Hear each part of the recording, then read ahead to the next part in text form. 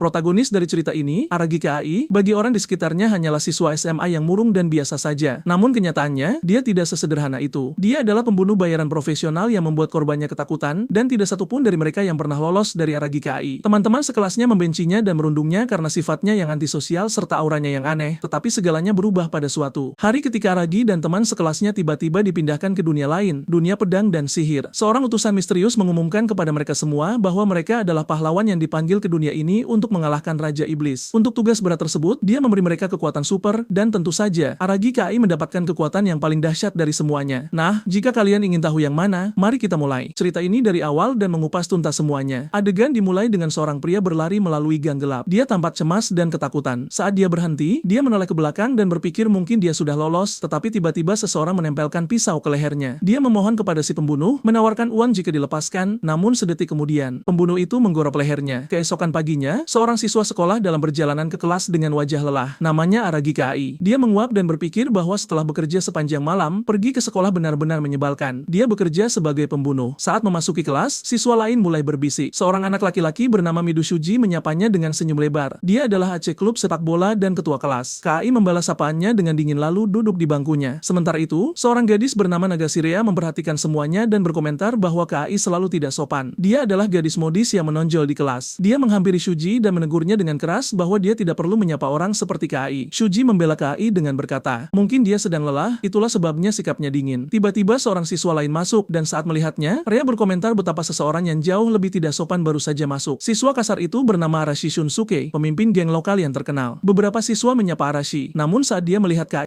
sedang tidur, dia menghampiri mejanya dan membentaknya untuk bangun. Dia hendak menarik rah Kai, tetapi Kai menangkap tangannya sebelum dia sempat bereaksi dan berkata bahwa dia mengantuk, lalu bertanya apa yang dia inginkan. Kai melepaskan tangannya dan Arashi menyebutnya orang aneh. Tiba-tiba, seorang siswi bernama Kenzakirin meminta mereka untuk tenang. Dia cantik dan berbakat, baik dalam bela diri maupun sastra. Dia adalah primadona sekolah yang dingin dan menyendiri. Dia menghadapi Arashi, namun terpotong oleh gadis lain bernama Hashimoto M, anggota komite kedisiplinan yang sangat peduli pada ketertiban. Saat melihat Hashimoto siap bertarung dengan Arashi, seorang anak laki-laki bernama Narumi Yoshia mengatakan bahwa Arashi akan menghajarnya habis-habisan. Yoshia adalah pria yang dangkal dan sembrono. Tak lama, semua kembali ke tempat duduk. Ini adalah kelas 1 SMA Shinzo, hari yang biasa. Di kelas yang penuh masalah, Kai masih menundukkan kepalanya ketika tiba-tiba dia merasakan sesuatu, sensasi aneh dari bawah kaki Shuji. Cahaya biru terang mulai memancar dari lantai dan lingkaran sihir muncul. Segera, seluruh kelas menyadarinya dan mereka pun bingung serta terkejut. Lingkaran sihir itu membesar hingga menutupi seluruh lantai. Kelas, Shuji menginstruksikan semua orang untuk keluar, tapi Kai tahu mereka tidak akan sempat. Tak lama, cahaya terang membutakan mata semua orang. Mereka semua diteleportasi ke dalam tempat yang tampak seperti kastil tua. Semua orang tergeletak tak sadarkan diri, dan Kai adalah orang pertama yang tersadar. Dia memperhatikan bahwa bangunan itu terbuat dari batu dengan beberapa pilar besar untuk berlindung, dan hanya ada satu pintu keluar. Segera, siswa lain mulai sadar. Semua orang panik, tetapi Shuji menenangkan mereka. Kai merasa lega karena Shuji adalah orang yang bisa menjaga ketenangan seluruh kelas. Arashi bangkit dan berkata bahwa mereka tidak boleh membuang waktu, lalu meminta dua pengikutnya untuk mengikutinya. Kai menghentikannya dan berkata bahwa dia bisa mendengar langkah kaki mendekat dari balik pintu. Kai merasakan ada seorang pria dan wanita datang. Tak lama, pintu terbuka dan seorang gadis serta pria tua masuk. Mereka tampak seperti ksatria dan putri abad pertengahan, mengenakan pakaian kuno dengan jubah. Gadis itu menyapa para siswa, menyebut mereka mengesankan dan menyebut mereka kandidat pahlawan. Para siswa terkejut. Kai menganalisis keduanya dan menyimpulkan bahwa pria itu memiliki fisik pengguna pedang dan dia waspada. Sedangkan untuk si gadis, dia merasakan sedikit otot tetapi dia terlihat normal. Gadis itu memperkenalkan diri sebagai Leonora, uskup agung dari negara suci Diges, dan pria bersamanya adalah Guas, seorang satria sekaligus pelindungnya. Arashi berkata bahwa dia belum pernah mendengar tentang negara itu dan bertanya apakah dia sedang mempermainkan mereka. Gadis itu membalas bahwa dia tidak main-main. Shuji maju dan menjelaskan bahwa mereka tiba-tiba berada di sana sehingga mereka merasa tidak nyaman. Gadis itu mulai menjelaskan semuanya. Dia memulai dengan mengatakan bahwa mereka dipanggil ke dunia paralel sebagai harapan umat manusia untuk mengalahkan Raja Iblis yang jahat. Mereka adalah kandidat pahlawan dunia paralel. Sulit bagi para siswa untuk mempercayai hal itu. Guas menyuruh Arashi menjaga mulutnya saat bicara dengan santo negara itu. Arashi tidak terpengaruh dan ini membuat Guas menghunus pedangnya. Namun Leonora menenangkannya. Arashi melompat ke arah Guas dan Kai kagum dengan keberaniannya. Sebelum Arashi sempat mendaratkan serangan, Guas mengayunkan pedangnya dan membuat luka kecil di kepalanya. Serangannya begitu cepat hingga tak seorang pun melihatnya. Leonora meminta maaf atas agresi Guas dan berkata bahwa dia akan menjelaskan semuanya secara rinci, tetapi mereka harus diam dan mendengarkan. Sikapnya tiba-tiba berubah dari tenang menjadi menakutkan. Dia menjelaskan bahwa karena invasi Raja Iblis, umat manusia di dunia itu menghadapi kepunahan. Negara Diges terus melawan, tetapi mereka tidak punya kekuatan untuk menghentikan invasi sepenuhnya lagi. lagi. Kai berpikir bahwa cerita itu cukup klise. Dia melanjutkan bahwa mereka adalah harapan terakhir umat manusia. Mendengar ini, para siswa membalas bahwa mereka tidak bisa melakukan ini karena mereka tidak pernah bertarung sebelumnya. Beberapa gadis sudah menangis. Guas berkata mungkin terdengar mustahil, tetapi mereka harus mencoba karena tidak ada cara bagi mereka untuk kembali kecuali jika mengalahkan Raja Iblis. Para siswa semakin terkejut mendengarnya. Kai tahu dia hanya mengatakan itu untuk memotivasi mereka. Dia berpikir bahwa orang-orang yang selalu hidup dengan damai tidak bisa tiba-tiba mulai membunuh. Untuk itu, mereka membutuhkan pengalaman dan bakat. Arashi bangkit dengan darah di kepalanya dan mengutuk mereka karena mendikte hidup mereka. Dia menambahkan bahwa dia membenci orang seperti mereka. Guas memperhatikan bahwa semangat Arashi masih belum patah dan bertanya-tanya apakah dia bisa menjadi prajurit yang berguna. Guas memegang pedang dan memutuskan untuk membunuh Arashi karena bisa menjadi masalah bagi mereka. Tetapi sebelum dia bisa melakukan apapun, dia melihat Leonora menyembuhkan luka Arashi. Dia menjelaskan bahwa kekuatan yang dia gunakan disebut sistem dan diberikan kepada mereka oleh para dewa. Dia menyederhanakannya bagi mereka dan berkata bahwa itu seperti sihir dari dunia mereka. Kai menyadari bahwa dia tahu tentang budaya mereka dan bertanya-tanya apakah dia sebelumnya pernah memanggil orang dari dunia mereka. Dia berjalan ke arah Shuji sambil mengatakan bahwa kekuatan itulah alasan dia memanggil mereka semua ke sana. Dia mengangkat tangan dan pergelangan tangan Shuji mulai bersinar dan tak lama kemudian dia memiliki pedang cahaya di tangannya. Dia menjelaskan lebih lanjut bahwa mereka dapat menggunakan kekuatan sistem dan membangkitkan kemampuan bawaan perlindungan ilahi. Dia bilang dia tahu dia punya permintaan egois karena memanggil mereka ke sana dan sekarang mereka tidak bisa pergi, lalu meminta mereka meminjamkan kekuatannya. Shuji berkata tidak peduli berapa banyak kekuatan yang diberikan, mereka tetap tidak bisa langsung bertarung. Dia menjawab bahwa mereka memang akan dilatih dan selama pelatihan mereka akan dijaga. Shuji mengambil kendali situasi dan memberitahu teman sekelasnya bahwa dia tahu mereka takut, tapi yang pertama mereka butuhkan adalah informasi dan perlindungan. Dia mengatakan mereka harus mendengarkan untuk saat ini dan teman sekelasnya setuju. Saat Leonora melihat mereka semua siap membantu, dia mulai memberikan kekuatan ilahi mereka. Mueri diberi telekinesis, Arashi mendapat kekuatan ledakan, Rhea menerima kekuatan api, Yoshia menerima kekuatan angin, dan yang lainnya juga menerima kekuatan yang berbeda dan luar biasa. Leonora bertanya apakah ada yang tersisa, dan KAI mengangkat tangan. Dia memberikan kekuatannya juga, dan dia memperhatikan bahwa bidang penglihatannya berubah. Segera setelah dia mendapatkan kekuatannya, dia bisa membaca statistik Leonora. Warna matanya berubah menjadi merah dan Leonora memberitahunya bahwa dia menerima kekuatan penghakiman yang cukup langka. Kekuatan itu memungkinkannya melihat statistik dan detail targetnya. Dia mencoba kekuatannya pada dirinya sendiri dan dia bisa melihat statistiknya. Arashi juga mencoba kekuatannya dan mengolok-olok KAI dengan mengatakan dia hanya mendapatkan warna mata baru. KAI memperhatikan teman sekelasnya bertingkah angkuh. Mereka bahkan belum punya banyak informasi tentang dunia itu dan kekuatan mereka juga pinjaman yang bisa diambil kapan saja. Tapi dia tenang karena punya banyak cara lain untuk membunuh orang. Setelah semua orang menerima kekuatan, Leonora menyuruh mereka beristirahat. Malam harinya, para kandidat pahlawan dibawa ke kamar pribadi mereka. KAI menyelinap keluar jendela untuk mencari informasi lebih lanjut. Di luar, penjaga berpatroli dan berbicara tentang bagaimana para kandidat pahlawan terlihat lemah. Mereka menertawakan bagaimana anak-anak itu dipilih untuk mengalahkan Raja Iblis. Salah satu dari mereka mengatakan bahwa Sang Sen pasti tahu sesuatu yang tidak mereka ketahui. KAI mendengarkan percakapan mereka sepenuhnya. Dia menggunakan kekuatan penghakimannya untuk memeriksa statistik salah satu penjaga dan memperhatikan bahwa dia hanya tahu ilmu pedang. Dia segera pergi mencari informasi lebih banyak. Dia juga mempelajari struktur kota, yang merupakan kota benteng. Dia ingin masuk ke dalam kastil terdalam tetapi gerbangnya dijaga ketat, jadi sulit untuk menyelinap masuk. Dia memutuskan untuk tidak terburu-buru dan kembali lagi nanti. Sementara itu, di lapangan terbuka, Rhea mencari tempat yang bagus bersama dua pengikutnya. Mereka di sana untuk melatih kekuatan baru mereka.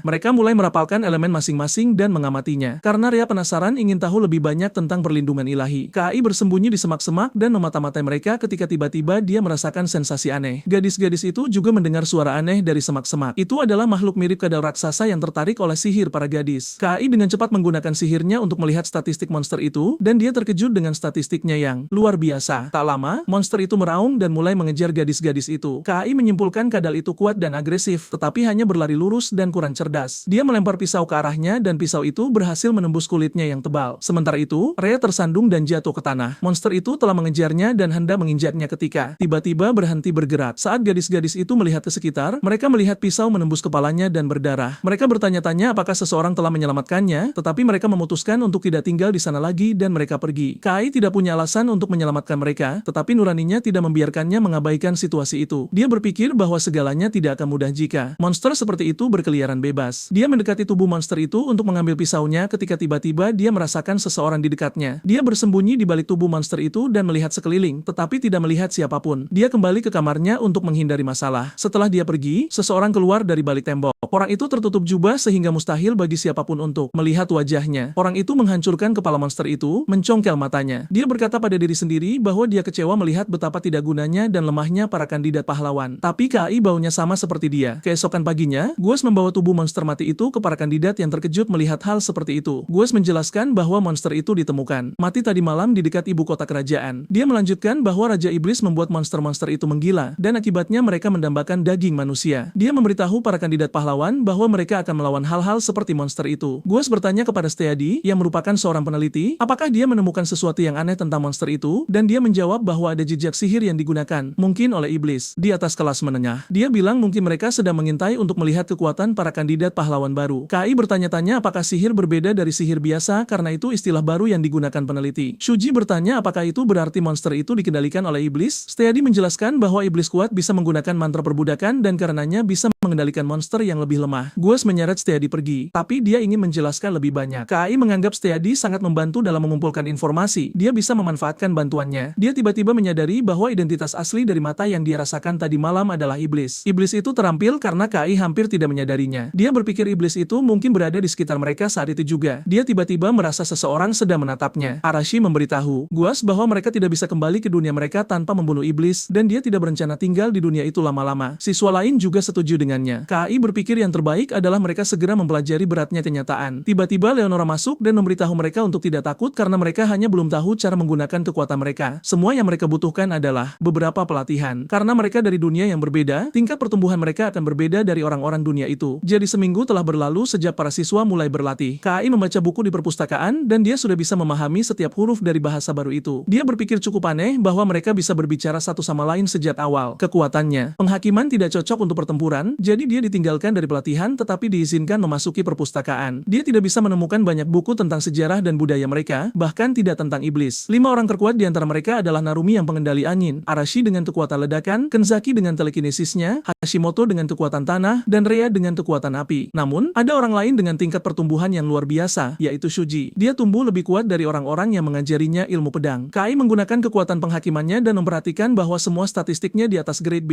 dan minggu lalu masih di bawah grade D. Tiba-tiba 2 anak laki-laki mendatangi KAI dan mulai mengolok-oloknya, dan dia memperhatikan bahwa yang lain pun meremahkannya. Mereka menjadi kurang ajar setelah mendapatkan kekuatan baru. Salah satu dari mereka mencoba merundung KAI, tetapi KAI diam-diam membantingnya ke tanah. Sementara itu, Leonora dan Guas tiba di tempat latihan. Dia mengumumkan bahwa karena mereka semua tumbuh lebih cepat dari yang dibayangkan, dia memutuskan untuk mempercepat rencana mereka. Narumi bertanya apakah dia berencana mengirim mereka untuk melawan Raja Iblis, tapi dia menolak, mengatakan dia ingin mereka sekarang berlatih melawan monster. Semua orang tampak cemas saat mendengarnya. Keesokan harinya, Guas dan Leonora membawa semua kandidat pahlawan ke tengah hutan, dan Guas menjelaskan bahwa mereka di sana untuk latihan tempur. Itu adalah tempat yang penuh rintangan, mereka tidak bisa bergerak sebebas satu kelompok. Itu sebabnya mereka akan dibagi menjadi tim, berisi 2 hingga 3 orang. Mendengar ini, semua kandidat pahlawan membuat kelompok mereka sendiri, meninggalkan KAI dan Kenzaki berdua. Mereka tidak punya pilihan selain menjadi tim satu sama lain. KAI berpikir dia memiliki kepribadian yang percaya diri dan apatis, dan juga sombong. Dia menangkap KAI sedang menatapnya. Sementara itu, Leonora mengumumkan karena ini acara spesial, tim yang akan mengalahkan monster terbanyak akan menerima hadiah kejutan. Segera latihan tempur dimulai. Dalam perjalanan, Kenzaki memberitahu KAI bahwa kekuatannya lebih unggul dari siapapun, jadi dia tidak butuh KAI melakukan apapun. Dia memintanya untuk tidak menghalangi jalan. KAI menerima tawaran itu dan berkata dia akan menyerahkan semuanya padanya. Melihat ini, dia bertanya apakah KAI tidak punya harga diri. Dia merasakan 4 entitas di sekitar mereka yang sedang bersembunyi. Salah satu monster menyerbu mereka dan Kenzaki menggunakan kekuatannya. Kekuatannya disebut dominasi, dan itu adalah kemampuan yang memaksakan perintah pengguna pada target mereka. Dia memerintahkan goblin itu untuk bersujud dan dia melakukannya. Dia terlihat sangat lelah setelah beberapa menit. Dia menjelaskan kepadanya bahwa dia biasa lelah ketika menggunakan kekuatannya terlalu lama karena itu mengonsumsi banyak mana. Dia memintanya untuk membunuh goblin itu saja karena monster lain akan menyerang, tetapi dia sedikit ragu karena baginya monster itu tampak seperti manusia. KAI memberi pengertian dengan mengatakan itu tetaplah monster yang mencoba menyerang mereka sebelumnya. Dia mengambil batu dan menyimpulkan bahwa dia hanyalah siswa naif dari Jepang yang terlalu terbiasa dengan kedamaian. Dia bermain dengan batu itu ketika tiba-tiba 3 goblin lainnya juga muncul. Dia memerintahkan goblin-goblin itu untuk bersujud dan meminta KAI membantunya alih-alih hanya berdiri di sana. KAI membalas bahwa dialah yang memintanya untuk tidak ikut campur. Dia menghela napas dan memerintahkan goblin-goblin itu untuk mematahkan leher mereka sendiri, dan itu membunuh mereka. Dia kagum melihat dia bisa memaksakan perintah seperti itu juga. Yang dia balas bahwa semakin sulit perintahnya, semakin rendah peluang suksesnya. Dia jijik melihat mayat goblin-goblin itu, tetapi KAI menghiburnya dengan kata-kata bijaknya. Dia bertanya kepada KAI bagaimana dia bisa begitu tenang padahal dia tidak punya kekuatan. Dia memintanya untuk tidak mengkhawatirkannya karena ini adalah poin kuatnya. Dia bertanya apakah dia ingin kembali jika dia terlalu takut. Dengan semua ini, tetapi jelas dia menolak proposal itu dengan bangga. Dia tahu dia hanya mencoba terlihat berani, tetapi dia juga mengakui bahwa dia tidak terlalu buruk. Sementara itu, Narumi dan Hashimoto lari dari monster yang terlalu kuat bagi mereka, tetapi lari bukanlah pilihan, jadi mereka memutuskan untuk menyerang monster itu bersama-sama menggunakan kekuatan angin dan batu mereka. Mereka memukul monster itu dengan batu raksasa tetapi hampir tidak tergores. Mereka tidak berdaya dan tidak tahu harus berbuat apa selanjutnya. Kenzaki ingin kembali ke dunianya karena dia belum membalas kakeknya yang membesarkannya. Dia benar-benar ingin menunjukkan padanya seberapa banyak dia tumbuh. Dia tersesat dalam pikirannya ketika KAI bertanya apakah dia ingin terus berjalan karena mereka bisa tersesat. Mereka berdua terlibat dalam percakapan dan dia bertanya-tanya mengapa KAI begitu misterius dan keras kepala. Mereka sedang bercanda ketika tiba-tiba mereka mendengar suara keras. Kenzaki mengenali suara itu sebagai suara Hashimoto. KAI bertanya apa yang harus mereka lakukan dan dia menjawab bahwa tentu saja mereka harus membantunya. Sementara itu, Hashimoto terlempar jauh oleh monster itu dan dia terluka serta berdarah. Dia meminta Narumi untuk lari, tetapi sudah terlambat karena monster itu hendak menyerang dia juga. Kenzaki menggunakan kekuatannya dan memerintahkan monster itu untuk berhenti. Narumi berterima kasih padanya dan dia berkata monster itu terlalu kuat dan tidak bisa dihentikan terlalu lama. KAI bertanya kepada Narumi apakah Hashimoto masih hidup, yang dia jawab bahwa dia hidup tetapi terluka parah. KAI memintanya untuk menggendongnya di punggungnya dan keluar dari sana. Dia enggan pergi tetapi melihat kondisinya, dia pergi. Saat dia pergi, KAI menggunakan kekuatannya untuk melihat statistik monster itu dan kagum melihat statistik yang cukup tinggi, terutama pertahanannya. Dia tahu serangannya tidak akan merusaknya banyak dan dia juga memperhatikan bahwa itu adalah mutan. Dia bertanya-tanya apa itu sebenarnya. Kenzaki berteriak dia tidak bisa menahannya lagi dan dia memberitahu bahwa dia telah membelikan mereka cukup waktu dan mereka harus lari juga. Dia setuju melihat situasinya, tetapi dia tidak bisa menggunakan kakinya lagi karena dia telah menggunakan seluruh energinya untuk menghentikan monster itu. Melihat betapa buruk situasinya, KAI mengeluarkan granat asap dan memicunya. Ini membelikannya waktu lagi untuk meraih Kenzaki dan bersembunyi. Dia sedikit tersipu karena digendong di lengannya. Dia bertanya padanya apa itu asap dan dia menjelaskan bahwa itu adalah granat asap yang dia buat saat mereka semua berlatih. Dia berbohong karena dia punya perlengkapan pada dirinya sebelum dipanggil. Karena tidak banyak, dia tidak ingin menggunakannya sembarangan. Itu adalah peralatan pembunuh bayaran dasar. Kenzaki meminta maaf padanya karena dialah yang mengatakan mereka harus pergi dan menyelamatkan mereka, dan akhirnya dia sendiri yang diselamatkan. KAI memintanya untuk tidak minta maaf, sebaliknya dia bisa berterima kasih padanya lagi. Percakapan di antara mereka berlanjut, dia bilang mereka harus lari, tetapi dia membalas bahwa tidak perlu. Mereka berdua melihat Shuji dan yang lainnya tiba di lokasi, dan tanpa membuang waktu dia menyerang beruang itu karena menyakiti teman-temannya. Shuji dengan cepat menyerang monster itu dan melukai tangannya. Rhea melompat masuk dan menggunakan kekuatan api pada monster itu, tetapi tampaknya tidak terlalu berpengaruh selain memperlambatnya. Mereka melompat lagi ke arah monster itu, sementara seseorang menonton mereka dari kejauhan. Itu adalah iblis pembunuh bayaran veteran bernama Delphus. Delphus menyeringai dan berkata pada dirinya sendiri bahwa monster lapis baja itu tidak bisa mengalahkan kandidat pahlawan karena pertumbuhan mereka yang cepat. Dia suka betapa tenang mereka, terutama Shuji. Itu seharusnya misi pengintaian, tetapi sudah waktunya untuk perubahan rencana. Dia memutuskan untuk mengakhiri mereka di sana. Sementara itu, Shuji dan yang lainnya bisa mengalahkan monster itu. Delphus menyeringai dan hendak menyerang mereka ketika tiba-tiba dia dihentikan oleh belati di lehernya. Itu adalah KAI. Delphus tertegun bisa tertangkap. Seperti itu. Dia stres dan bertanya-tanya bagaimana KAI bisa berada di belakangnya. Dia butuh cara untuk segera melarikan diri. KAI menebas kakinya dan melemparkannya ke tanah. Dia memintanya untuk tidak membuat keributan karena dia tidak ingin Shuji dan yang lainnya melihatnya. KAI bilang jika dia menjawab beberapa pertanyaannya, maka dia akan membiarkannya pergi. Delphus tidak siap menyerah, tetapi dia tidak punya pilihan lain karena KAI berada di atas angin. KAI bertanya-tanya apakah orang yang mengawasinya malam itu adalah dia. KAI bilang dia tahu mereka sedang diawasi, dan itu rencananya untuk membiarkan Shuji dan yang lain bertarung sehingga dia bisa dipancing keluar. Memotong pembicaraannya, KAI bilang dia butuh informasi karena belum lama sejak mereka datang ke dunia ini, dan dia harus memberitahunya apapun yang akan dia tanyakan. Delphus menyeringai dan menolak, tetapi KAI juga menebas tangannya dan berkata akan lebih mudah jika dia bekerja sama saja. Delphus menyuruhnya jangan meremehkannya dan berkata bahwa dia memakan racun yang dibawanya, sehingga membunuhnya seketika. KAI mengerti bahwa pasukan Raja Iblis tidak akan mudah dilawan. Tiba-tiba Kenzaki datang kepadanya dan terkejut melihat mayat tergeletak di dekat mereka. KAI bertanya padanya sejak kapan dia menonton, dan dia menjawab bahwa sejak orang itu berada di tanah. Dia menjelaskan kepadanya bahwa iblis mati itu adalah pembunuh bayaran dari pasukan Raja Iblis dan monster tadi adalah pionnya. kekuatannya. Dan kembali saat monster kadal pertama terlihat, itu juga perbuatannya. Dia sedikit takut mengetahui bahwa Raja Iblis mencoba membunuh para kandidat pahlawan. Dia bertanya padanya bagaimana dia menyadari pembunuh bayaran itu saat tidak ada orang lain yang menyadari. Dia berpikir tidak ada alasan untuk menyembunyikan rahasianya dan dia mengaku kepadanya bahwa keluarganya berada dalam bisnis pembunuhan. Jadi dia bisa mencium bahwa dia berada di jalur pekerjaan yang sama. Kenzaki terkejut atas pengungkapan ini. Dia memberitahu dia bahwa terserah padanya untuk percaya dan juga memintanya untuk tidak memberitahu siapapun tentang mayat itu karena para kandidat pahlawan sudah terguncang oleh kondisi Hashimoto. Dia setuju dengannya dan berkata bahwa dia tidak tahu dia begitu peduli pada mereka. Yang dia balas bahwa itu hanya karena mereka tidak terbiasa bertarung seperti dia. Semua kandidat pahlawan berkumpul di sekitar Hashimoto yang terluka parah dan tergeletak di lantai. Seorang siswa bernama Hano yang memiliki kekuatan penyembuhan duduk di dekatnya dan menggunakan kekuatannya untuk menyembuhkannya. Semua orang kagum melihat kekuatannya. Dia mengumumkan bahwa Hashimoto akan sembuh dalam sekitar 1 jam. Kandidat pahlawan memuji Shuji karena mengalahkan monster. Tiba-tiba Leonora dan Guas masuk dan para kandidat bertanya di mana mereka selama ini dan mengapa tidak membantu mereka saat mereka membutuhkannya. Guas menjelaskan bahwa dia ada di sana sepanjang waktu mengawasi mereka dan itu tidak akan menjadi latihan yang baik jika dia terus menyelamatkan mereka setiap saat. Shuji bilang kondisinya parah dan Hashimoto bahkan bisa kehilangan nyawanya. Yang dibalas Guas bahwa mempertaruhkan nyawa adalah bagian alami dari latihan militer praktis. Itu adalah jenis pertempuran yang akan mereka hadapi ke depannya dan dengan demikian mereka tidak boleh membuat keluhan yang lemah. Shuji menanyainya saat dia berkata area itu hanya memiliki monster yang lebih lemah. Lalu bagaimana monster lapis baja itu muncul? Leonora berkata itu pasti karena pembunuh bayaran iblis karena monster lapis baja tidak seharusnya berada di area itu. Guas dan Leonora memutuskan untuk memperkuat pertahanan mereka karena mereka tidak tahu bahwa KAI sudah membunuh pembunuh bayaran itu. Leonora juga menambahkan bahwa mereka harus meningkatkan level latihan karena pada level mereka saat ini, mereka semua hanya akan mati. Semua orang takut mendengarnya dan Shuji mencoba memberi pengertian padanya, tetapi dia memberitahu dia bahwa menjadi lebih kuat adalah satu-satunya cara untuk hidup. Arashi tidak suka mereka diperintah dan dia melompat masuk untuk berbicara kepada Leonora, tetapi Guas menghentikannya dan kemudian berkata bahwa mereka semua hanyalah pion Leonora dan mereka tidak boleh berpikir bahwa mereka bisa melanggar perintahnya. Situasi memanas dan Shuji melompat untuk meminta Arashi tenang karena mereka tidak punya pilihan lain selain mematuhi mereka. Guas terkesan dengan Shuji dan dia memberitahu para kandidat untuk tidak khawatir karena mereka adalah pion penting bagi negara dan mereka tidak akan melakukan apapun yang buruk kepada mereka selama mereka semua bertindak dengan benar. Arashi masih belum puas dan dia menyerang Guas dengan kekuatan ledakannya, tetapi Guas cepat menghindar dan dia memukul Arashi begitu keras hingga jatuh ke tanah, mengatakan bahwa mereka semua lemah dan mulai hari berikutnya segalanya hanya akan bertambah keras. Dia dan Leonora pergi. Arashi bangkit dengan wajah berdarah dan bersumpah akan membunuh Guas. Keesokan harinya, Steady sang peneliti bertanggung jawab atas pelatihan. Setelah percakapan singkat tentang hari terakhir, dia berkata bahwa mereka akan melawan monster di fasilitas penelitiannya. Di dalam fasilitas, semua jenis monster dikunci. Dia memelihara monster-monster itu untuk eksperimennya. Tak lama, latihan dimulai dan kandidat pahlawan dipaksa untuk melawan monster. KAI memperhatikan bahwa semua orang secara mengejutkan tenang meskipun mereka dipaksa untuk bertarung. Shuji memberitahu Steady bahwa monster-monster itu kuat bagi para kandidat, tetapi Steady membalas bahwa Leonora telah memintanya untuk sangat ketat dengan semua orang dan dengan demikian dia tidak bisa dan tidak akan mempermudah pelatihan. Selain itu, dia menambahkan bahwa kandidat pahlawan dengan kekuatan seperti milik mereka tidak seharusnya kalah di tempat pertama. Dia menambahkan bahwa hal yang paling penting adalah tekad mereka. Shuji bertanya apakah itu benar-benar akan membuat perbedaan, dan dia membalas jika dilakukan dengan benar maka mereka bisa meningkatkan level kekuatan mereka dan bahkan bisa memberikan turunan baru dari kekuatan mereka. KAI juga bergabung dengan mereka dan memberitahu Shuji bahwa menurut kekuatan penghakimannya,